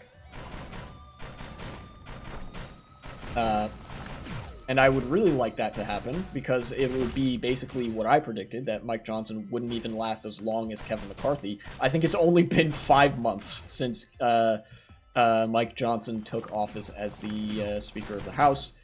And, of course, budgetary politics has been a fucking mess, because, Republicans don't... they don't care about functioning government and actual policy making and shit. They're just... weirdo fascist ideologues. And they're on such a fucking downward spiral, and anything that hastens that downward spiral is fine by me, you know? And it's weird, because I see some people doing this, performative disappointment, as if the Republican Party falling apart is a bad thing, right? People who are on the left, dog, we disagree with the Republican Party. We disagree with them so much that we, are willing to acknowledge that they want all of us dead. That's the position of the Republican Party. And you're sad that the Republican Party is dying? No. This is a good thing.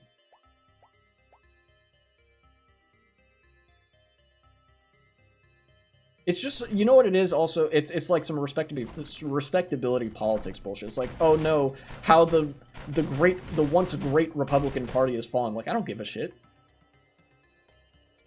Let the Republican Party die for all I care. It's just a political party.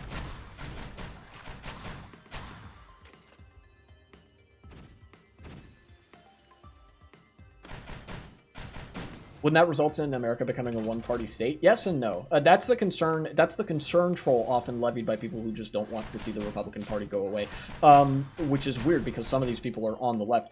They don't seem to understand that America, even if there's only one party, is still a two-party system with first past the post, which means that there can only and will only ever be two relevant parties. This applies to when there are more parties involved. It also applies to when there are fewer parties involved, right? So, like, if there are 5 parties, the system will trend back to being only 2 parties. But then if there's one party, the system will also trend back to being a 2-party thing.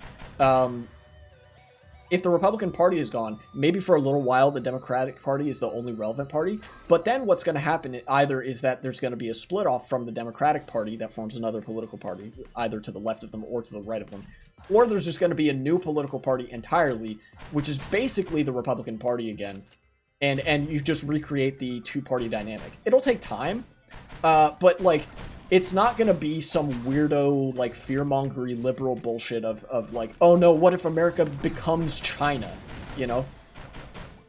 Like, that wouldn't happen. You can look at, even American history textbooks provide a pretty good explanation for this. There were earlier iterations of the 2-party system in America that weren't the Democratic Party and the Republican Party. For example, you had the Democratic Republicans and the Federalists. That was the first 2-party system in America. But the Federalists, after a while, they became really unpopular. So they started to lose elections, and as they were losing elections, a new party came up. Like, a new party started to be a thing, the Whig Party. So now it was the Democratic Republicans, or I guess at that point they had just changed their name to the Democratic Party, and the Whig Party, right? And that was the next 2-party system, right? So, like, almost as soon as one party is out of the picture, another party will step into the picture. And that's how 2-party politics works, usually.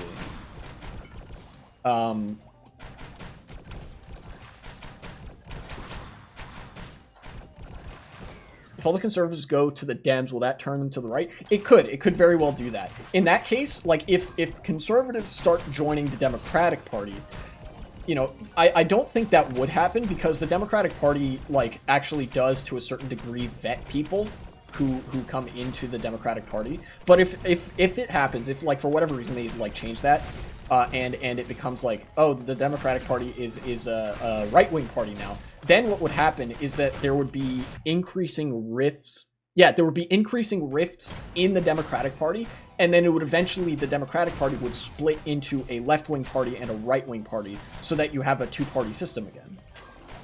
That's how that would play out. You know, because there are Democrats that are more or less progressive right now. There's some pretty big, like, divides in the Democratic Party already, because it's what's called a big tent party. It's like representative of a bunch of different schools of thought, most of them being left of center. But there is, like, a common through line that they're all generally liberals or social democrats, or in Bernie's case, a democratic socialist, who is very cool. You know, they all share some, like, an ideological core, but if conservatives, and now fascists, join the Democratic Party, that there would no longer be that ideological core. The rifts would be so big, the divide would be so big, that it would actually have to split into 2 parties in order to do anything. You know?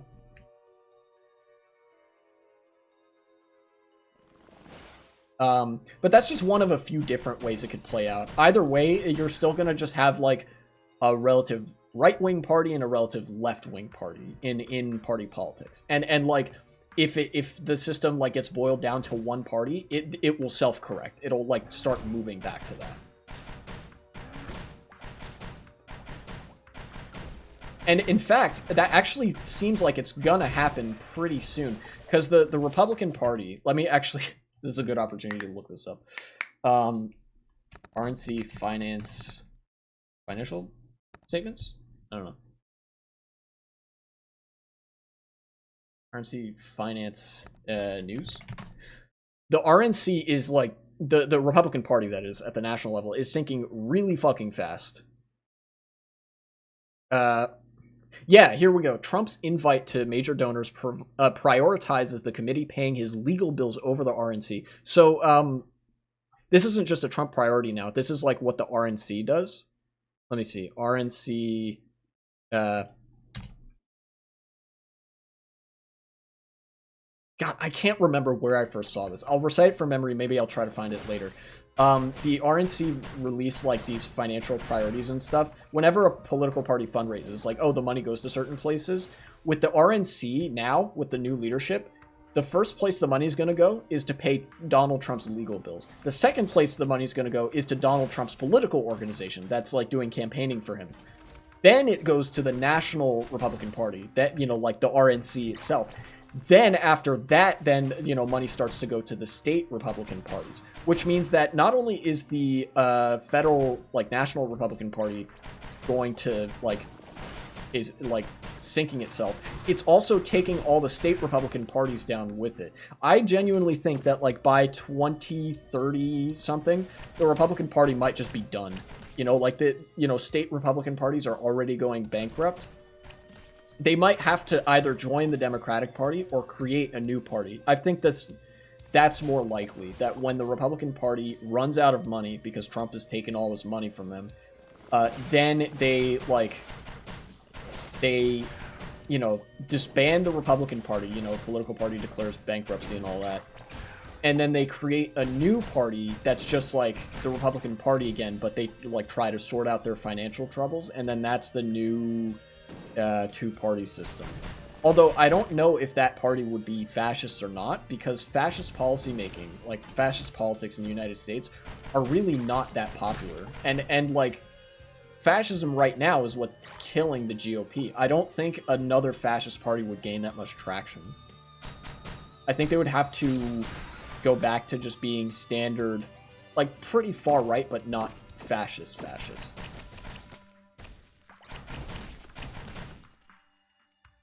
It'd be kind of like a reset, if that makes sense. In fact, if anything, it would provide also an opportunity for the Democrats to move to the left, which would be good. You know, I say that as if the Democratic Party wants to move to the left, which the party itself doesn't, but the electorate does want it to, and like, the Democratic Party ultimately is responsive to things that gets them votes because they can't not be, you know. That's just how the self-interest of political parties works. So, you know.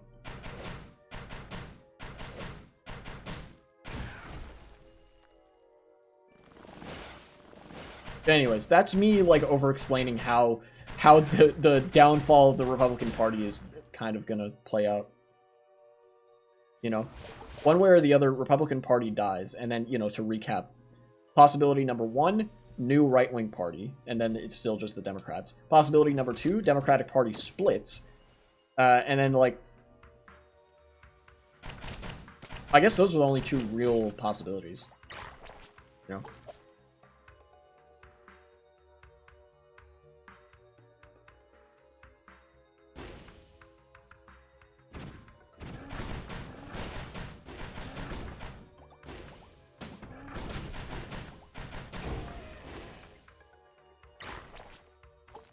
I'm looking for, well, I want items. Ultimately, I'm looking for the, what is it, the overloading magma worm?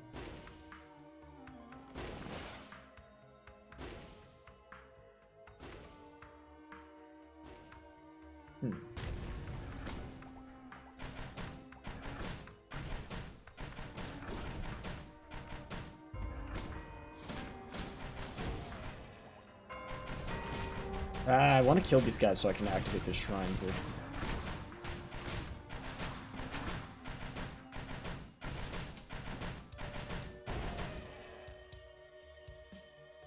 Oh wow, I actually lost a lot of health there.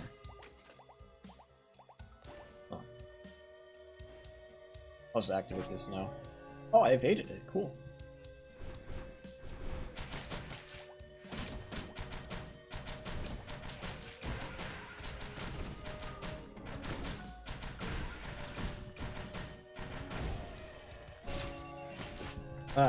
Another equipment that I ultimately don't care too much about.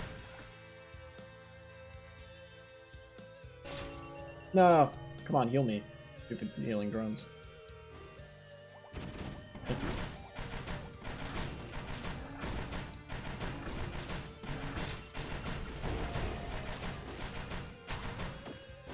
We're getting rid of our 1 and 2 cent coins, apparently. Interesting. You know what? That actually makes sense. 1 cent coins, like very low value coins, cost more to produce than they're actually worth. And a lot of places have been moving away from the use of physical money lately. You know, like most places, you know, they'll take card and stuff, but also it's like also like, oh, you can just pay with like Cash App or Venmo or PayPal, you know, whatever it is. Kind of weird. Yeah, it is a little bit weird. It's kind of it feels to me, it feels a little bit like it's an example of us kind of like moving away from the physical cash. They'll just round the price you can pay with cash. That sounds like a good way to like plug up that gap and make it more. You know, it's interesting. This actually ties into something I was reading recently in Adam Smith. He was talking about like coinage money, and he was saying like, yeah, you know, there's coins and stuff, you know, like, and that used to be the standard. But then he started talking about the new, like, well, at the time it was like a novelty of paper money, you know, paper cash. For example, if you pay 62 cents for a drink, you'll only pay 70. Okay. That makes sense, I think. Or they round up the final cost. So if it's like, oh, 23 euros and 44, they round it up to 23 euros and 50 or something like that.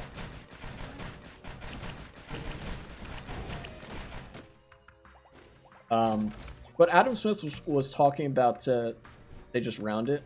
Oh, okay. Wait, yeah, that was what I was talking about. So like if it was a price that was like round down or up. Oh, okay. It wouldn't surprise me too much if they just decided to round up because like fuck yeah, take more money.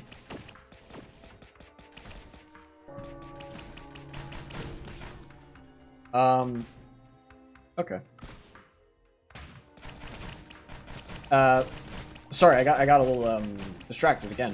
What Adam Smith was talking about was that at the time he was writing in like the 1770s, paper money was a new thing, like a £1 or not, yeah, £1 or like £5 note, like a piece of paper from the bank that said, effectively, this piece of paper itself is not £5, but it says that the government owes you £5.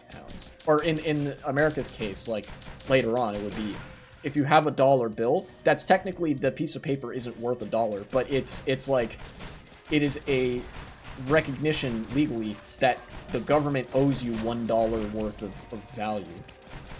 It gets kind of complicated because ultimately money is pretend, but like the implication of that like paper money and stuff is like, oh hey, now that these paper monies, which are a little bit more like debt, are a thing, you can print way more money and not just rely on having the silver and gold. And that means that like people will have a lot more credit available to them, and they'll be able to take a lot more loans. There's going to be a lot more economic activity and growth and whatever. And he was right. That was one of the things I agree with Adam Smith on, is that like this new type of money made there be all sorts of different kinds of transactions, and it was like a stepping stone. Like that became the new standard. Paper money became the new standard, and actually coin money started to be used a bit less, at least in the form of like proper bronze coins and like silver coins and gold coins, right?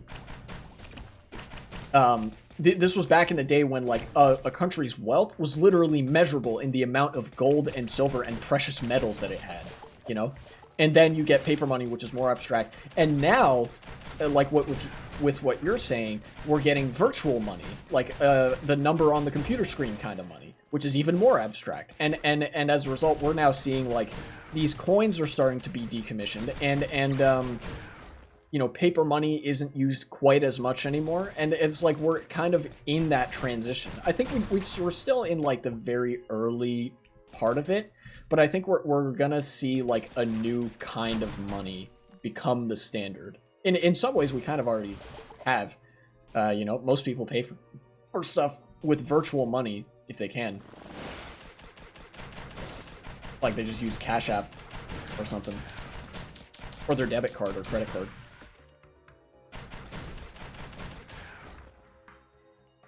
Although I don't know what kind of implications that's going to have. Cash is still very useful. It is still very useful, which is why I say we're probably in the early stages of that, because like cash is still very useful to have on hand. Because there's some stuff that you can't do with like virtual money. It like we're not in the like Deus Ex Machina universe or like Cyberpunk universe where everybody has cybernetic enhancements and like your dick can connect to the internet or whatever. You know, we're not there yet. But we're getting there.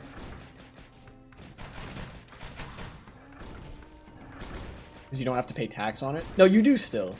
I think I explained this to you. In Europe,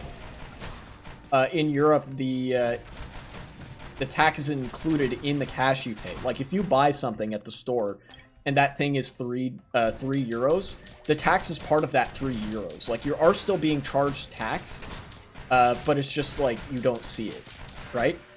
Online, you do see it. You do see like, because a lot of online companies are like based in America or whatever. And the way America does things is like you have the price, and then after the price, they tell you how much tax it is. Basically, the price for things in Europe, by European standards, includes the tax, but the price for things in America doesn't include the tax.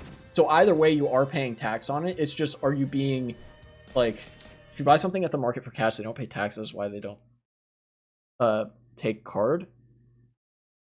What? No, you do still pay tax at the market. It's just like, it's just part of the price, right? Like I said, if you pay €3 for something, the tax is inside of that €3. It's not like €3 and then tax. It's €3 and it's somewhere in that €3 is the tax that you're paying. Not shopping market? Really? Am I wrong on this? Lithuania sales tax. That's not sales tax. That's value added tax, Google. That's not what I asked for. Really? Is there no sales tax in Lithuania?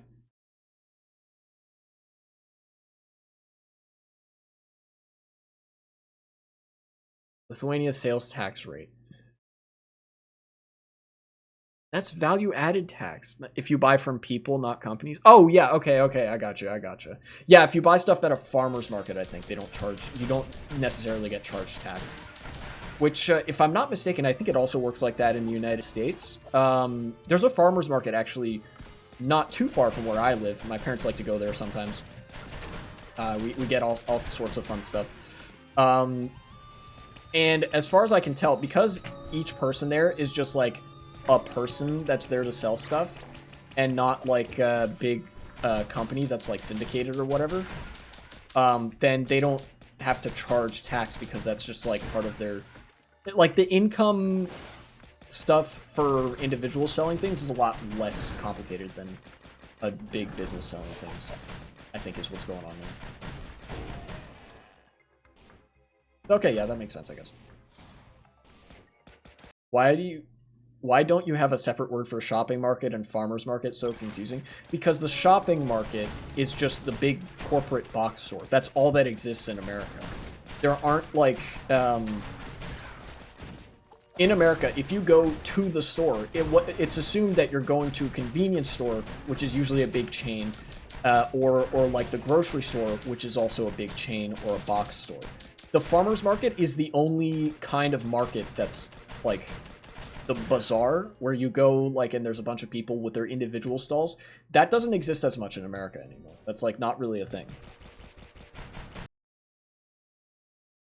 We have Parduo Tuve for store and Turgis for like the farmers markets.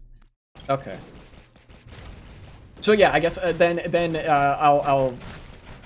I guess I didn't completely understand what you're talking about, because yeah, when you go to the farmers market, like the community market or whatever, where it's just a bunch of people who aren't like part of a big company selling stuff, then I don't think you have to pay sales tax.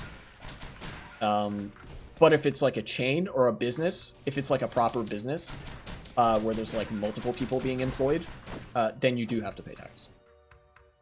And that would be more like the store or like a restaurant.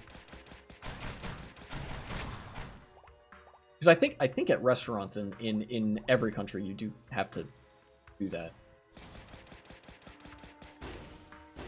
Usually I go to a small store, I still pay cash. Yeah, that's like, that's a little bit like, God, there aren't that many places like this in rural America. But in the rural parts, like the countryside of America, if you go to like a store that's just owned by the one guy, it's like not part of a chain or anything. It's super rare, but like, you know, yeah, they probably also mostly deal in cash. Even though they probably would also accept card, you know?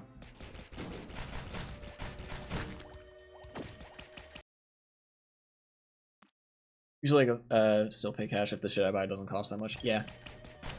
That makes sense.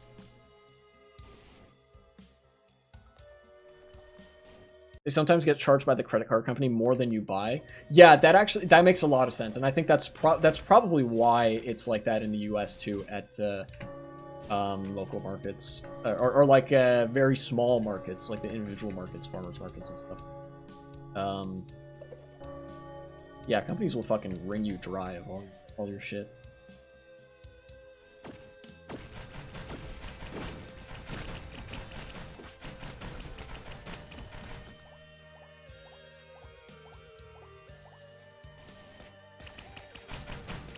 It's just that kind of environment is so rare in the United States, you know?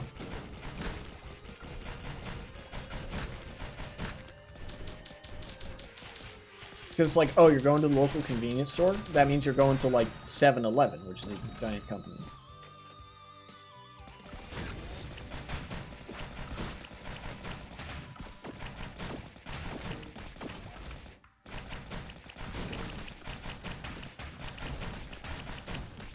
Shit be complicated, man.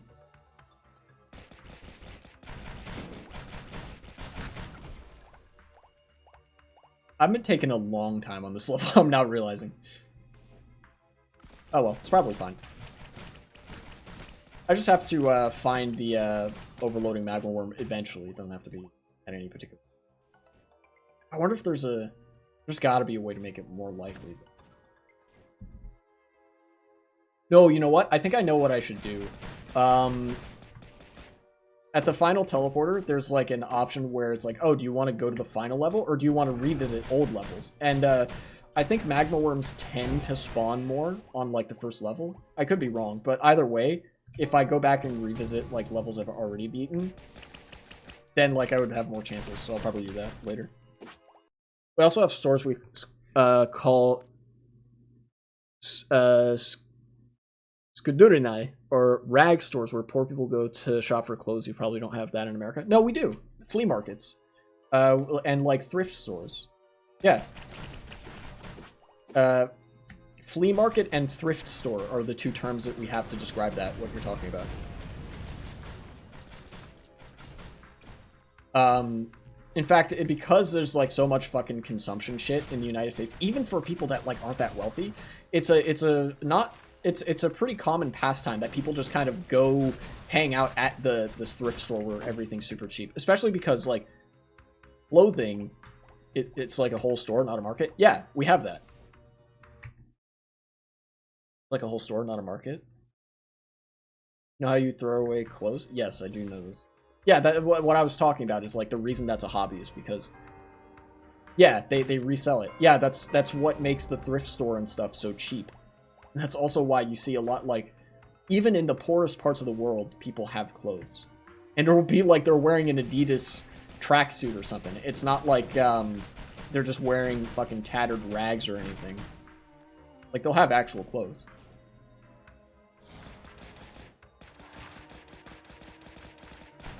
That's what thrift stores do, too.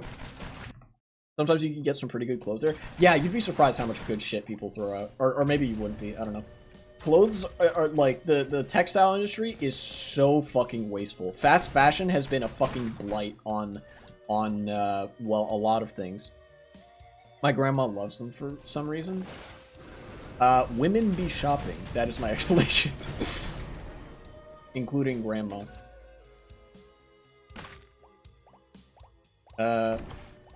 Yeah. Oh no, just regular magma? Okay.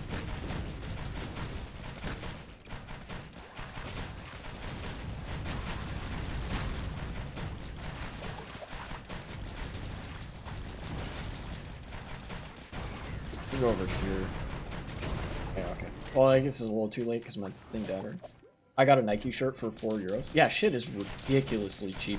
The thing is just like, you have to go to the thrift store or to the flea market for it to be that cheap. If you buy it in like a regular store, it'll be a lot more expensive. You can get a good ass pair of jeans or whatever from the thrift store. And then I found out recently, like there's a within walking distance, there's actually a dry cleaner that does tailoring. And so, you know, if I wanted to like get some cool outfits for myself, like have it like genuine, like a very fashionable outfit, more so than I already do, because I have like one or two. But if I wanted to get like have more outfits, I could go to like the thrift store and pick up some stuff that I think looks good, and then just take it to that dry cleaner and have it tailored. And like the tailoring would be kind of expensive, because you know it's tailoring. But like the pair of pants or the shirt or whatever that I would be getting tailored would be like really cheap.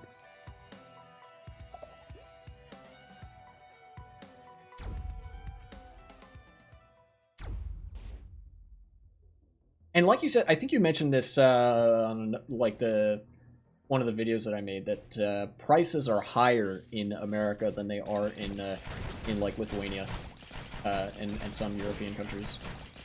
That could also play a part in it.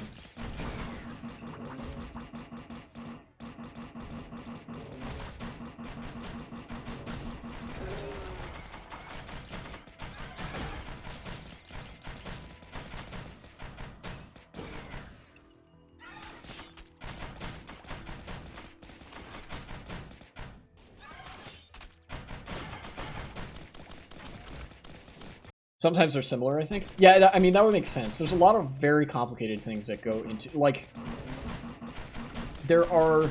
Ultimately, the price is determined by what companies think they can get away with. So, like, prices will always be set at the highest possible level that companies can make and still, like, turn a profit and stuff.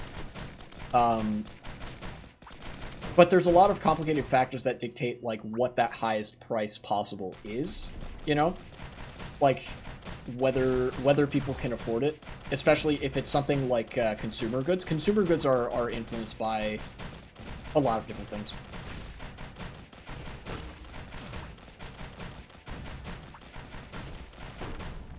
You know, it's like it depends on the people buying them. If like, and that's kind of why prices are really low in developing countries, is because people are a lot poorer there, and so like.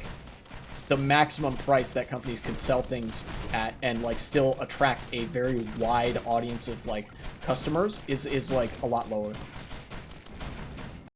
I guess our cost of living is 54% less than America. It's pretty bad over there, huh? Yeah, America is fucking awful. In all top 20 of the major, like all the top 20 biggest cities in America, the cost of living, like where you could have this much income per year and like live comfortably in an apartment or whatever, was more than $80,000, or like in some cases more than $90,000. And that's just to get by with a little bit of padding, right? Like where you're not actively on the verge of indebting yourself every month. You know, that's the bar. And the median income in America is less than half that.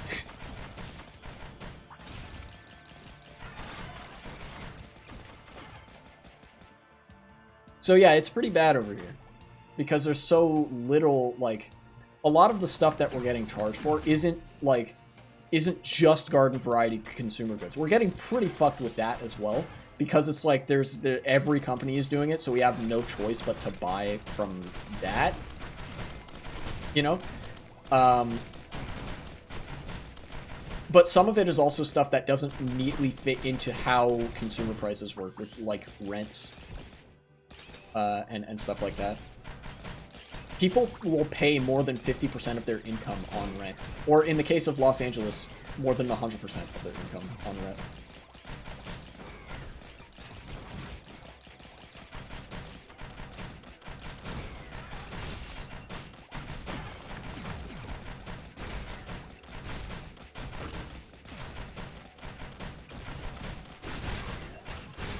No, I died.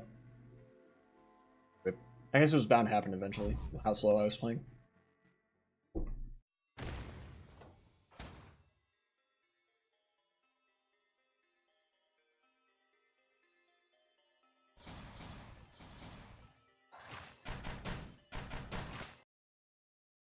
I actually want to check something real quick.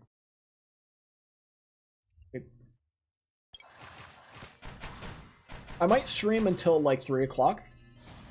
I think I'll do that. Nice long stream today.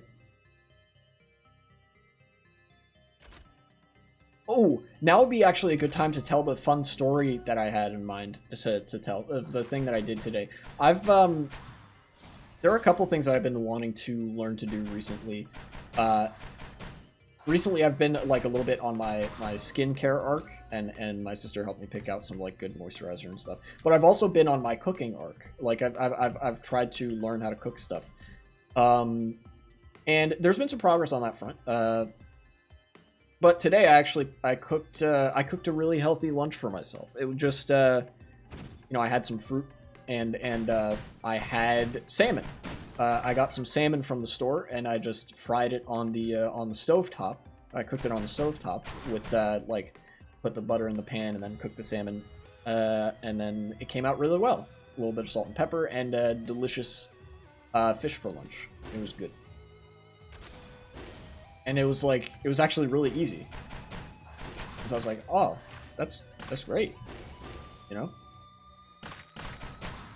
Because one of the things that's kind of frustrating about like buying food in America is that there's not a lot of healthy stuff available. You really have to like the amount of effort that you have to put and the amount of money that you have to put into getting healthy food for yourself in America is so much higher than the amount of money and effort you have to get into getting like unhealthy foods by comparison. That's the reason why there's such an obesity crisis in America, is because we make healthy options, number one, prohibitively expensive, but also produce in America kind of sucks.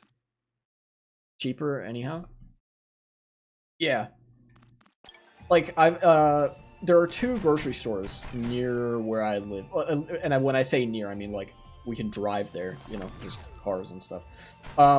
And both times, like, I know I'm kind of picky as well, but the produce at those grocery stores, like the fruits and vegetables and stuff, that's supposedly like really fresh stuff, it doesn't look all that great. Like sometimes it looks like it's just on the verge of like going bad, and it looks like maybe didn't grow in the best conditions or something like that,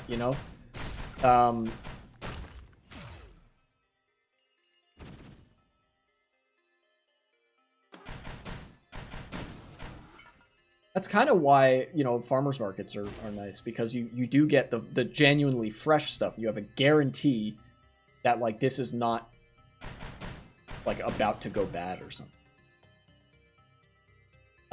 So that's one thing. And then like stuff that isn't just fruits or vegetables are like prohibitively expensive. Even fruits and vegetables in the United States can be pretty expensive relative to like other cheap meals, and like snacks and stuff. Stores usually last longer because of the preservatives. I know that like obviously there's a lot of preservatives and stuff that get put into the food, which is probably why the apples usually like consistently the apples look okay. But like I'm thinking particularly about the vegetables. There's not, with vegetables, like, yeah, there's preservatives, but there's only so much that you can do to preserve vegetables.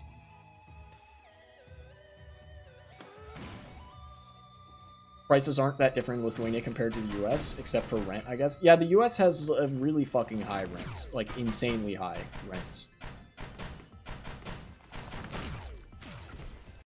Oh, living cost. Ah, fun. Wait, I didn't mean to open it there. Let me open it in my browser. This is a cool site. Yeah. Cost of living, one person. More than twice as much in the United States.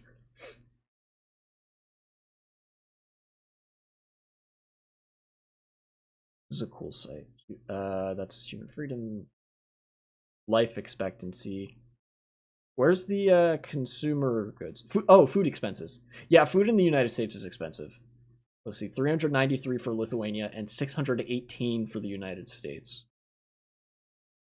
Transport obviously is way more expensive in the US. GDP per capita here is a little bit like a misleading statistic because it's skewed because the US has so many fucking rich people and so many businesses and stuff. Yeah. Okay. You go down, it lists it per food item. Oh, interesting. Okay.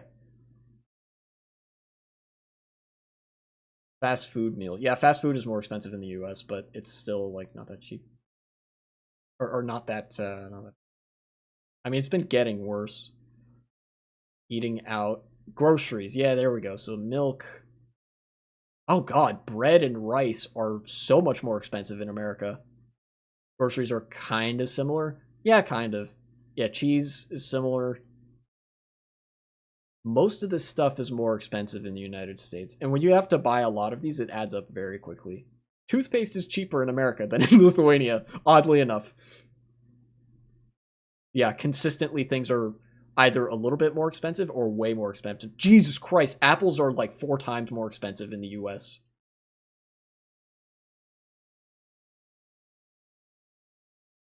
Wow. Those are some big numbers. Look at brand jeans. Oh yeah, jeans be expensive in Lithuania, I guess. Yeah. So I guess just wear different kinds of pants other than denim jeans.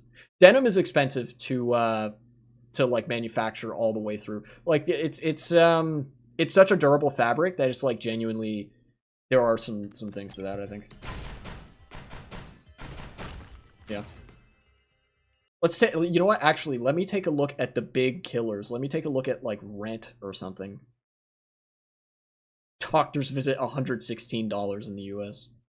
Go figure. Versus 50 in Lithuania. Daycare or preschool, $1,400 in the United States per month. Jesus Christ, that's a lot. Rent and utilities. 1-bedroom apartment in downtown, $1,611 per month, average in the United States. Yeah, and that's just the average. It's worse where I live. These are the big killers, I think. The rent, the utilities, and then, like, groceries is kind of death by 1,000 pinpricks. And then other essential stuff like education and medical expenses can really get you in the United States. Honestly, more like a little bit more different than I was expecting on the consumer goods front. It says your wage after tax will last you longer, actually. What, in the United States than in Lithuania? Where's the wage tax? Ours will last 1.2, yours 1.9. I mean, that's not much. But yeah, the United States has like really low taxes, and that's why prices are so high. It's because we don't fucking fund anything except the military. Also, you guys have actual like unemployment benefits, I think. Oh no, okay. Average after-tax salary is enough to cover living expenses for 1.2 months in Lithuania compared to 1.9 months in the United States. Wait, that I don't trust that. That's average, by the way. The fact that they're using average for that is sus to me, because average is like average includes like the rich people in the United States. I would trust it more if it said median. You know, since the United States is so much richer than Lithuania, there's gonna be like the hockey stick graph where like at one end it goes way up, you know, and that like messes with the rest of the data. Yeah.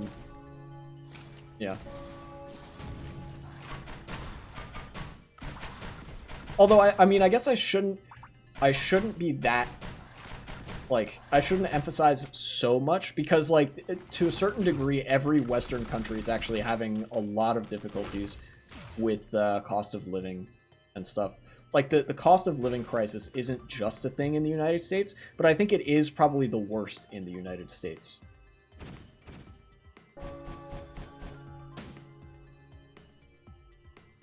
Like, I think Lithuania is experiencing that as well.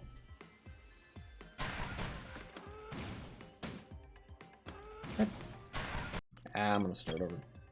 You should open your borders with Mexico and you'll have your own Poland like we do. We really should have a more open border. See, the problem with the United States is we have no coherent fucking pathway to citizenship.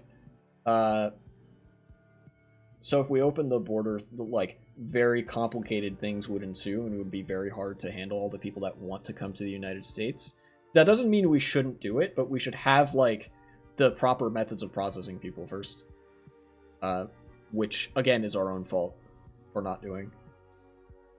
We just shop in Poland here because they're poorer, so it's cheaper there. Yeah, that makes sense. There are a lot of people in on the southern border with Mexico who will, like, routinely cross the border to get, like, medical care sometimes.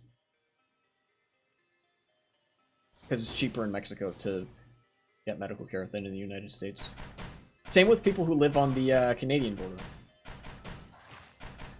Although, again, Canada's been experiencing, like, the cost of living problems, and like, medical costs are going up there, too. So.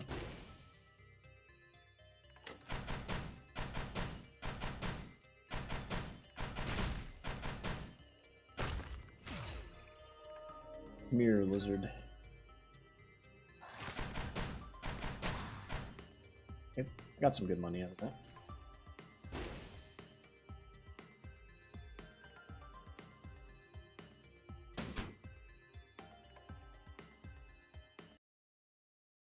In 2019, we spent 320 million euros in Poland.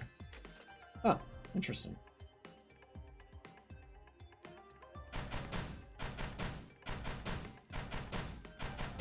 You know, it kind of reminds me of how in the United States sometimes, like, not just with Canada and Mexico, but sometimes people will cross state lines to get something that's, like, cheaper.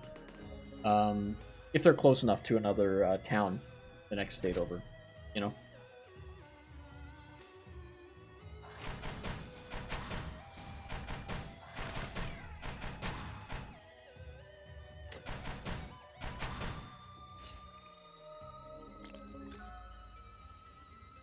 Because, like, in the EU, you can travel between countries just as easy as if you were, like, in any given state in America. You know?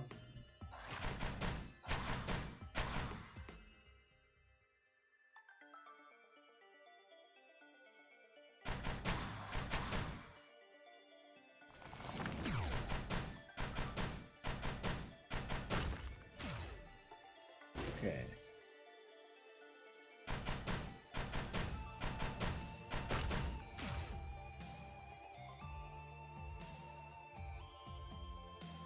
I couldn't help but feel like there was something else I wanted to talk about, but I kind of forgot. Need more immigrants from Africa? I prefer them far more than the Russians who live here. We can swap them. Well, that would be unethical. You'd have to talk to the British Conservative Party for that one.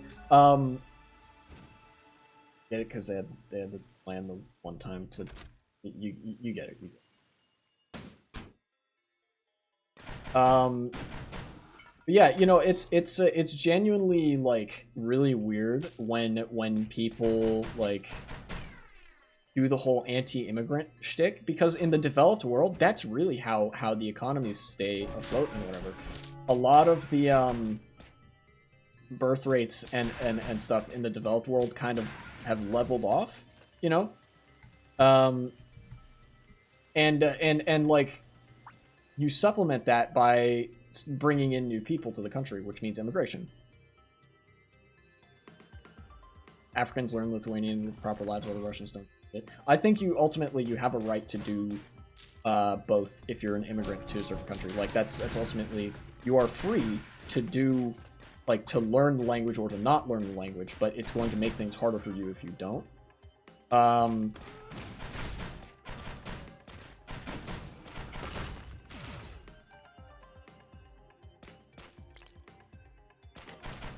But at the same time, it's not one of those things where I want it to be state mandated. Like, I don't think for immigrants coming to the United States, I don't think it should be state mandated that you learn English. They aren't immigrants; they just live here. Oh, so like residents or like expats. Expats, that's the term. Yeah, I fucking hate expats because they usually like. In order to be an expat, you have to be wealthy. You have to be wealthy enough to just go and live in another country. They're citizens? Oh, well then they're Lithuanians. Not Russians. Unless they have dual citizenship, in which case they are both Lithuanians and Russians.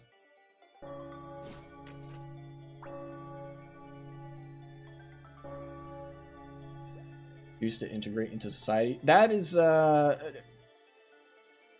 mean, if they're citizens and they pay their taxes, then they are definitionally integrated into society. That would be like saying black people don't speak proper English, so they refuse to integrate into society. They can perfectly understand Lithuanian, but refuse to speak it? Okay, so what's the problem?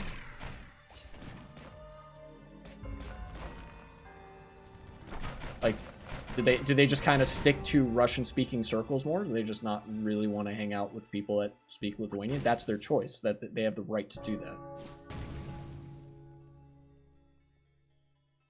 Okay, then there's no problem there.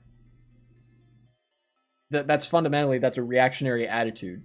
In fact, it's the same thing that I hear the Sweden Democrats say. The Sweden Democrats being the neo-Nazi party in Sweden. They say that a lot about Arabs, that like, oh, they can understand Swedish, but they don't want to speak it. Like, they speak Arabic at home, and they mostly hang out with other Arabs and whatever. Like, yeah, that's how being a part of a certain ethnic group works in a country where that's like there are different ethnic groups.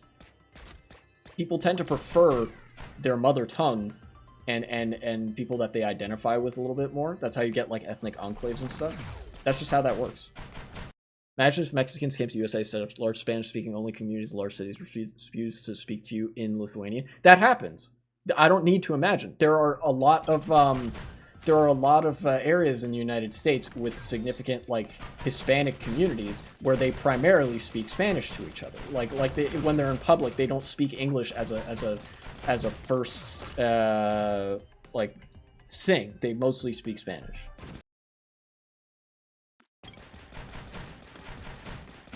And I'm a stranger, so I don't imagine they would talk to me, but like, I think what you're engaging in right now is actually some like reactionary social attitudes towards Russian Lithuanians.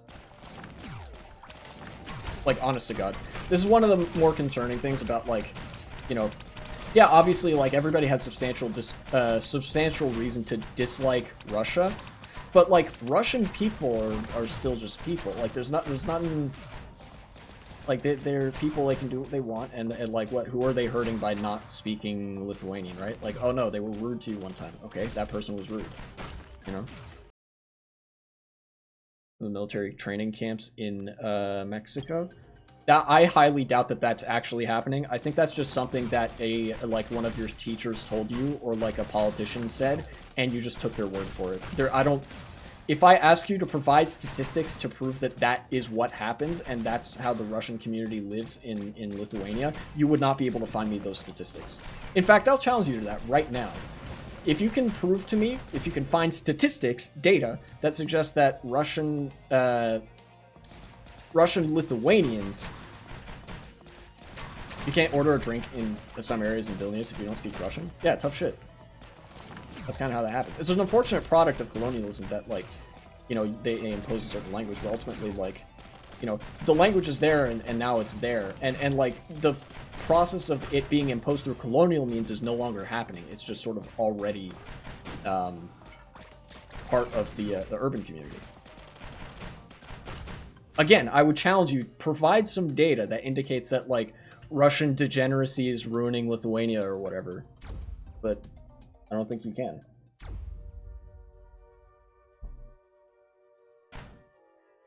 There are certain areas of, not the city where I live, but like I imagine if you go to New York, you go to Chicago, there are certain restaurants where you wouldn't really be able to get by without speaking Spanish.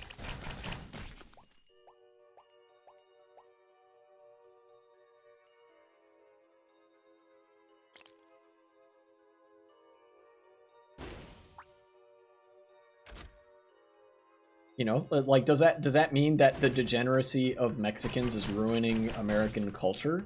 Like, only if you ask a Republican. Like, that's the kind of answer I would expect a Republican to give. That, like, oh, these people are ruining our national culture.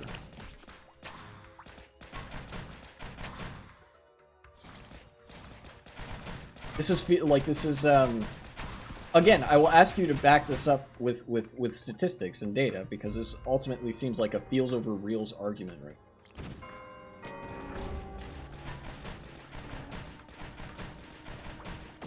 right?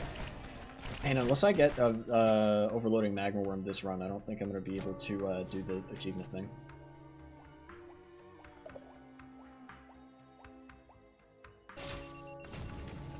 That's good. Lucky I got it twice in a row. This fungus item is actually pretty good when you're doing one of those. Okay, what is this?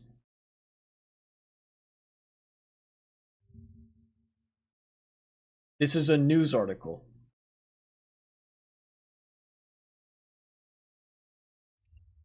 That's a news article. That's not statistics. Not data. That's an anecdote.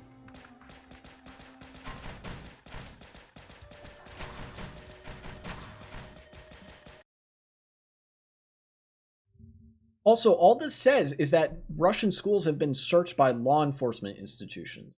Like, what? Investigated for sending students to paramilitary camps in Russia. Yeah, then that's a problem with the school and the administration, not with, like, Russians in Lithuania. What the fuck? Like, look, these are kids you're talking about.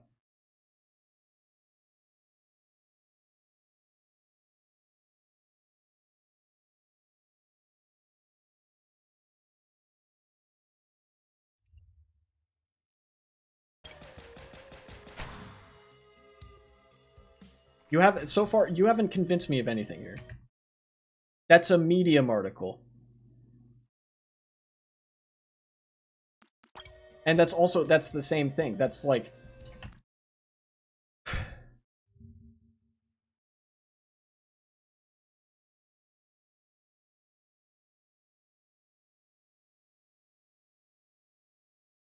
This refers to headlines, not...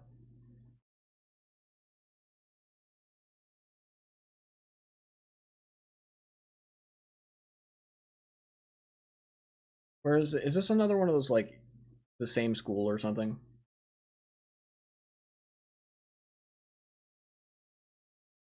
This is just a summer camp. This is just a pro-Russia summer camp.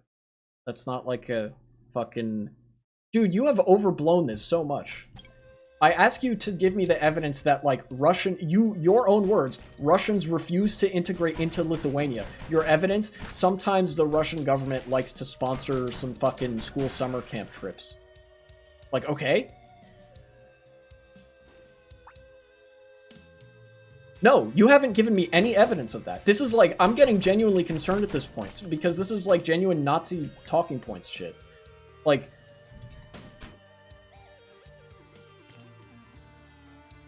Like, please substantiate what you were saying with data. I mean, like, numbers, statistics. Like, oh, you know, fucking... Actually, I don't even think that you can. You've made functionally a non-falsifiable argument here. That, like, I can't engage with this. There's nothing to engage with. You know?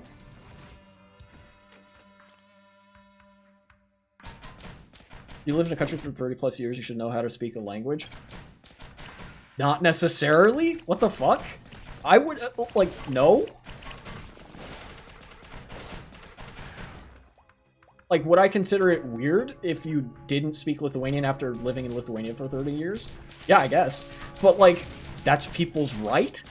You don't have, like, you shouldn't be, nor are you obligated by law to speak Lithuanian in Lithuania?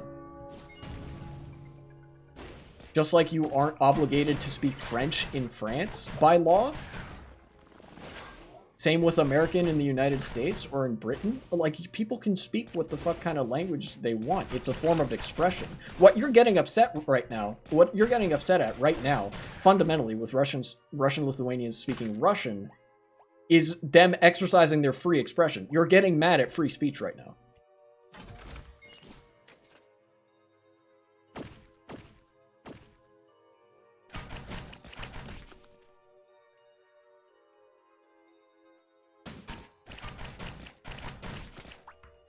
time is it? 13 minutes. I'm probably not going to be able to get the achievement this time.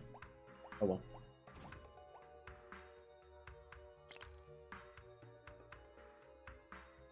Just like clothing is a form of expression. Like,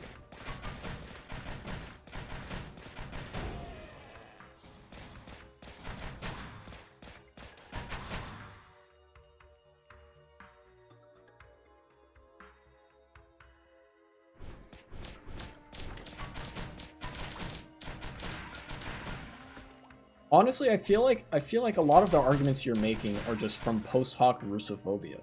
Like, you just don't like Russians, which is honestly kind of lib-brained. Like, it's understandable how that sentiment would arise if Russia is, like, constantly breathing down your neck, but I don't think you have, like, any substantive reason to hate every Russian in Lithuania. It's not Russophobia. It literally is. The talking point, Russians refuse to integrate into Lithuanian society, is Lithuanian. Then you're also Polophobic.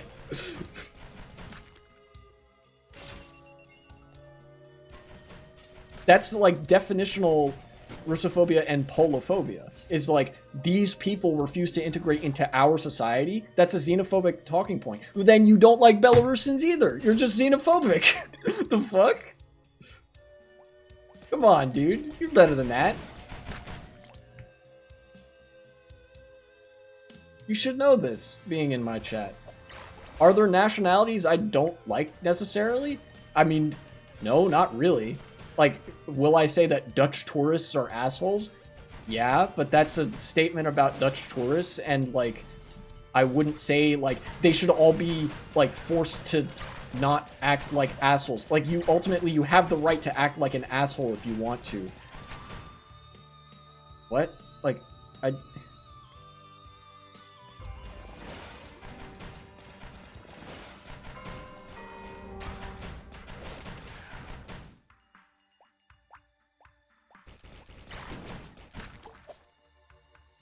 This is the same thing that Swedes say about Arabs. But, like fucking really xenophobic Swedes say the exact same shit about Arabs in their country. It's like thousands of British people in South Africa living in gated communities and refusing to interact with the locals. No, actually, it isn't. It isn't like that. You've loaded that with so many fucking qualifiers there. You haven't, like... This isn't a system of racial apartheid. Lithuanians in Lithuania are not, like, an oppressed class. This is fucking... There's an ethnic enclave, or like an ethnic minority community in Lithuania, which behaves about the way you would expect an ethnic minority community to behave, and you're like just levying xenophobic talking points against Russians and Polish people and Belarusians that live in Lithuania. Most of them were members of the Red Army or KGB. Yeah, so fucking what? They only listen to Russian media too? Again, how do you know any of this shit? Give me statistics. If you don't give me statistics that say, oh yeah, by the way, every Russian in Lithuania watches Russian media and was a member of the Red Army or the KGB, I don't believe you. Because my grandpa does that? That's your grandpa. You have given me one person. There are still... How many Russian Lithuanians are there?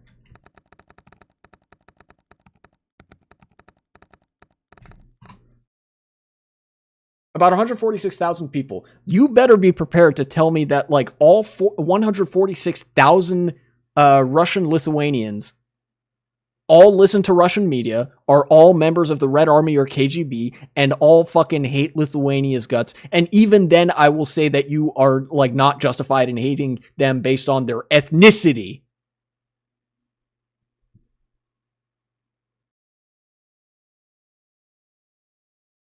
A good amount, yeah? Then show me the statistics to fucking prove it. No, you do hate them. Politically, this is the definition of you, like, hating a certain group, is saying, oh, like, they like, refuse to integrate into our society, they're ruining our national culture, or whatever. This is textbook, like, Nazi rhetoric. The difference is you're not actively, like, organizing death squads, obviously, to go after these people, but you're engaging in a level of reactions that I'm genuinely, like, floored by.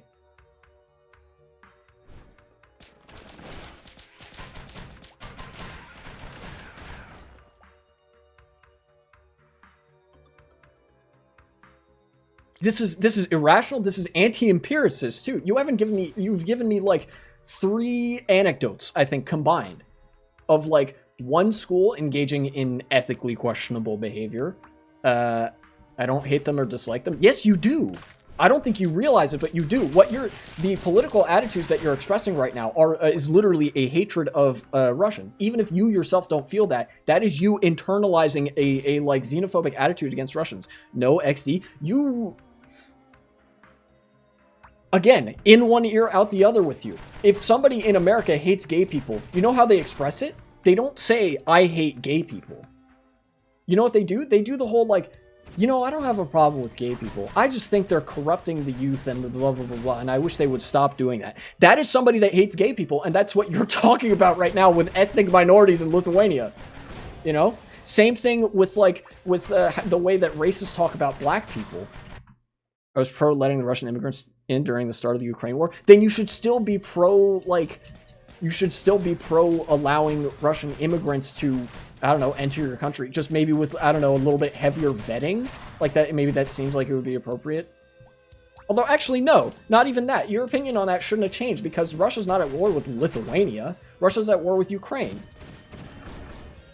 Don't want immigration and assimilation. There's the big kicker. You want assimilation. You don't actually want immigration. You just want more Lithuanians. You just want more ethnic Lithuanians in Lithuania. This is like Americans saying like, oh, I don't have a problem with legal immigration, but all these people coming up illegally and refusing to integrate into American society, they're not Americans. You sound exactly like that right now. Seriously, you need to chill out, I think, with these political attitudes. Obviously, I'm the one not chill. Yeah, I want them to speak Lithuanian, sorry. Yeah, and that's a skill issue for you. You know. Like what? Are they personally coming up to you and speaking Russian and not Lithuanian? Like what the fuck have they done to offend you specifically? Is it that much of a problem, really? That's my question. Is it so much of a problem that they don't speak Lithuanian? It like what? How is this personally like? Who hurt you? Who hurt you is the genuine question I'm asking right now, because none of this affects you.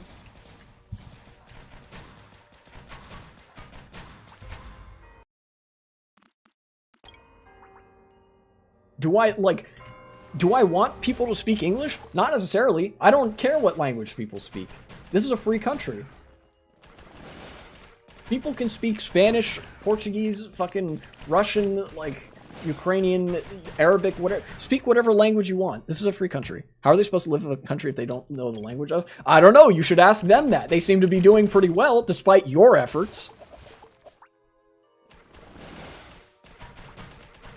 They probably visit grocery stores and whatever owned by other like Russian immigrants in the area, right? That's generally how things go in the United States too. They're like, there's a Greek grocery store in my city, not too far from where I live, and the like, there's a lot of people that go there that don't speak English too well. They speak mostly just Greek, you know, like they prefer not to speak English because they're not comfortable with it, and so they speak Greek in that grocery store.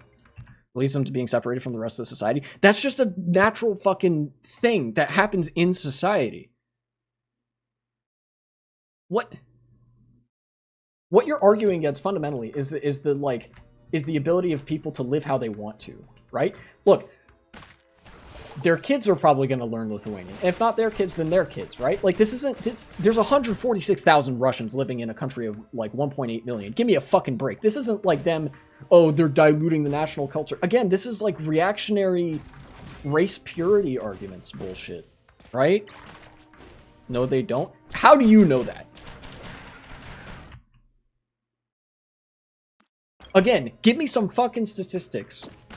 And we're already at the end of stream. So you better fucking chill out with the Russophobia the next time that I see you. There's the teleport. I'm just gonna do this teleport now, I think. No, not really. No, they don't. Very compelling argument, by the way. Thank you. Very cool. I ask you for data to prove anything that you're saying, and your response is nuh-uh. Nice. Like, thanks a lot. You've given me a Lithuanian news source and like a Medium article to substantiate what you're saying. Neither of which necessarily agrees with you, by the way, when you say Russians refuse to integrate into Lithuanian society. Anytime they're trying to make their kids learn Lithuanian, they rise in protest, so they continue to live in their poor gated communities. Evidence, statistics. Is this not ringing a bell for you? Again, in one ear and out the other. You seem very committed to not listening to what I'm saying here. Give me some fucking statistics with like over time, generationally. This is how you can test this, by the way. Do more Russians in Lithuania speak Lithuanian now than they did, I don't know, 50 years ago? You know? Like all of the questions I'm asking are fundamentally very easily answerable questions, knowable with numbers, data, like facts, and you're fumbling. You're fumbling at the 5-yard line.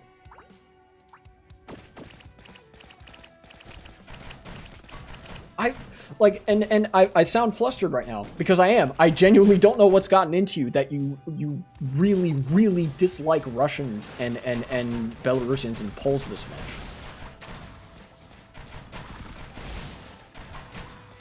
You know what? Fuck it. Zizek was right. The whole world is just Balkans. Everywhere except for the United States is actually Balkans. Yeah.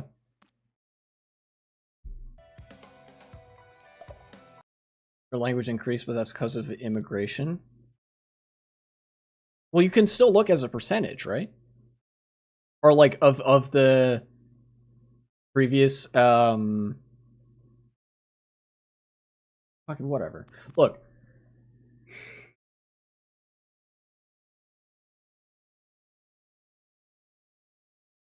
I think we both know what's going on here. You don't want to admit it to yourself, but you know too that this is just you post hoc are committed to not liking Russian immigrants. Say in America, you probably won't find any statistics. That might be true, but I also don't want to believe that. Until I see evidence of what you're saying, I like them. No, you don't. This is I want Russians to come.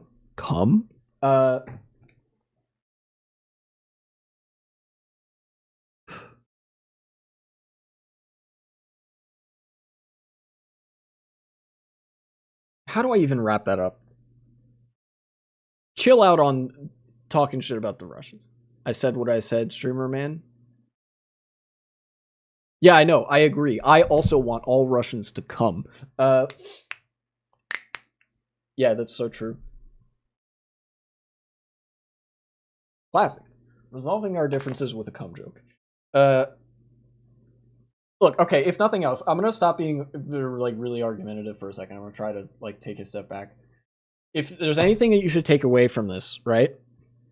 Anytime that somebody says like they're refusing to integrate into our society, that's a load of bullshit. That's never been true anywhere. It's like anytime you have an ethnic group of people living in like a country where there's another dominant ethnic group, you're going to see observable differences, including in the language that they speak, depending on how strong or weak the identity and the connections are between people in that community, right? That's not an issue that you like. That's not a political issue. It's not a problem, right? That's just how this stuff works. Like the same way that when Mexicans and Central Americans and South Americans immigrate to the United States, they usually continue to speak Spanish in some capacity. So too will like Russian immigrants and Polish immigrants to Lithuania continue speaking Russian and Polish. It's probably, you know, the most comfortable for them. You have Russians in Latvia and Estonia begging to be liberated by Putin. Yeah, and that's not an excuse to hold these kinds of attitudes toward them. If there are Arabs in Sweden that are very right-wing and support Sharia law, that's not an argument against immigration. That's like, wow, that guy's a fucking dickhead. Anyway, like moving on, right? Post-Soviet states for the past 30 years. No, of course, Russia has been weaponizing that a lot. Russia is like, oh, the Russian-speaking minority here and here and here and whatever. But like, that's not an argument against those minorities. What Russia is doing there, like, understand this, because I think the core is that like it seems like there's a bit of difficulty on your end. This is one of my critiques here of separating Russia, the state, from Russian people. You know, what Russia is engaging in here is tokenism. They're using their people as political tokens, and that's not the fault of the people, nor is it something that we should put on them or say this is a problem with them for refusing to integrate into our societies. This is something that we ought to, like, this is an issue that Russia has been doing a lot of times in Eastern Europe and the Caucasus and whatever, to try to like astroturf support for separatist movements and whatever, which only semi-reliably works. Like, it's not the best method of doing that. Just let people speak Russian, man. But like, if people don't want to speak English in the United States, cool, fine. If people don't want to speak French in France, cool, fine. If they're capable of living like that. If people don't want to speak Lithuanian in Lithuania, fine. That's all well and good, right? And they, you know,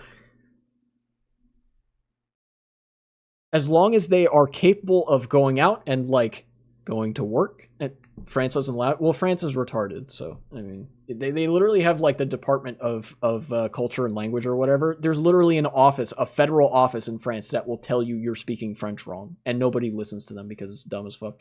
But anyways, like, look, people should just be allowed to work and speak. Like, no other country allows that, to my knowledge. No, every country allows that, actually, to a certain degree. Same in Lithuania, XD. No, every country allows people to speak whatever language they want. The problem, the reason is, like, the reason people choose to learn the language of a given country that they move to is twofold. Number one, a lot of the times when people leave a country, they kind of want to leave it behind. So they'll be like, you know,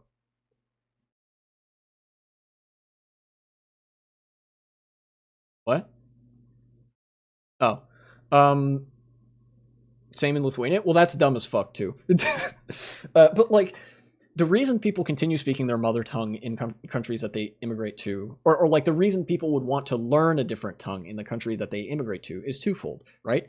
For America especially, a lot of people want to be American, and there's an association between American identity and speaking English. There's not a legal entity that will compel you to speak English in America. It is everybody's right to not speak English if they don't want to, even though it is the dominant language. That's number one. Number two, this is an argument that Emil Durkheim went to in his essay about social facts that I remember reading. It is very difficult to get by without speaking the native language, which is why a lot of people learn it. So like in France, or I guess in Spain, in any country where there's not a legal obligation to speak the dominant language, a lot of people will choose to learn the dominant language because it's so dominant and because it would be limiting for them not to. But if they don't make that choice, if they decide, I just want to keep speaking my mother tongue, and if they're capable of getting by like that, there's no problem there, right? And it's fine. And that's not like a moral failing of Russian immigrants in Lithuania for wanting to keep speaking Russian. They're like, no, I don't particularly want to learn Lithuanian. Any sort of like pervasive reactionary attitudes or racism in that community notwithstanding, right? Like the whole they're refusing to integrate into our society shit is usually about that and about certain other things that they do, like in the household and whatever. Ultimately, like it's those talking points are a lot of bullshit. And I'm genuinely kind of surprised that you brought that up today. You know, so give them a break. Give the Russians a break. Not the Russian government, just Russians in Lithuania. This is different things. All right. I think I'm going to end it there. Say, oh, by the way, it would be the same with Poles and Belarusians and stuff. Like if there's Polish people living in Lithuania and like they live there, and they just want to keep speaking Polish, fine. That, you know, that's their right. They can do that. And if it's not like written into Lithuanian law that they're allowed to do that, then that is their moral right as a human being, and because they're not hurting anybody by speaking Polish. In before we discover rare Eastern European disease where you die instantly when somebody speaks Polish to you. If that was discovered, I would change my opinions. Yeah, good night. Good night. Yeah. What did we learn? We learned Russians should come. Thank you. no raid today. I'm just gonna end stream. I'll see you when I see you.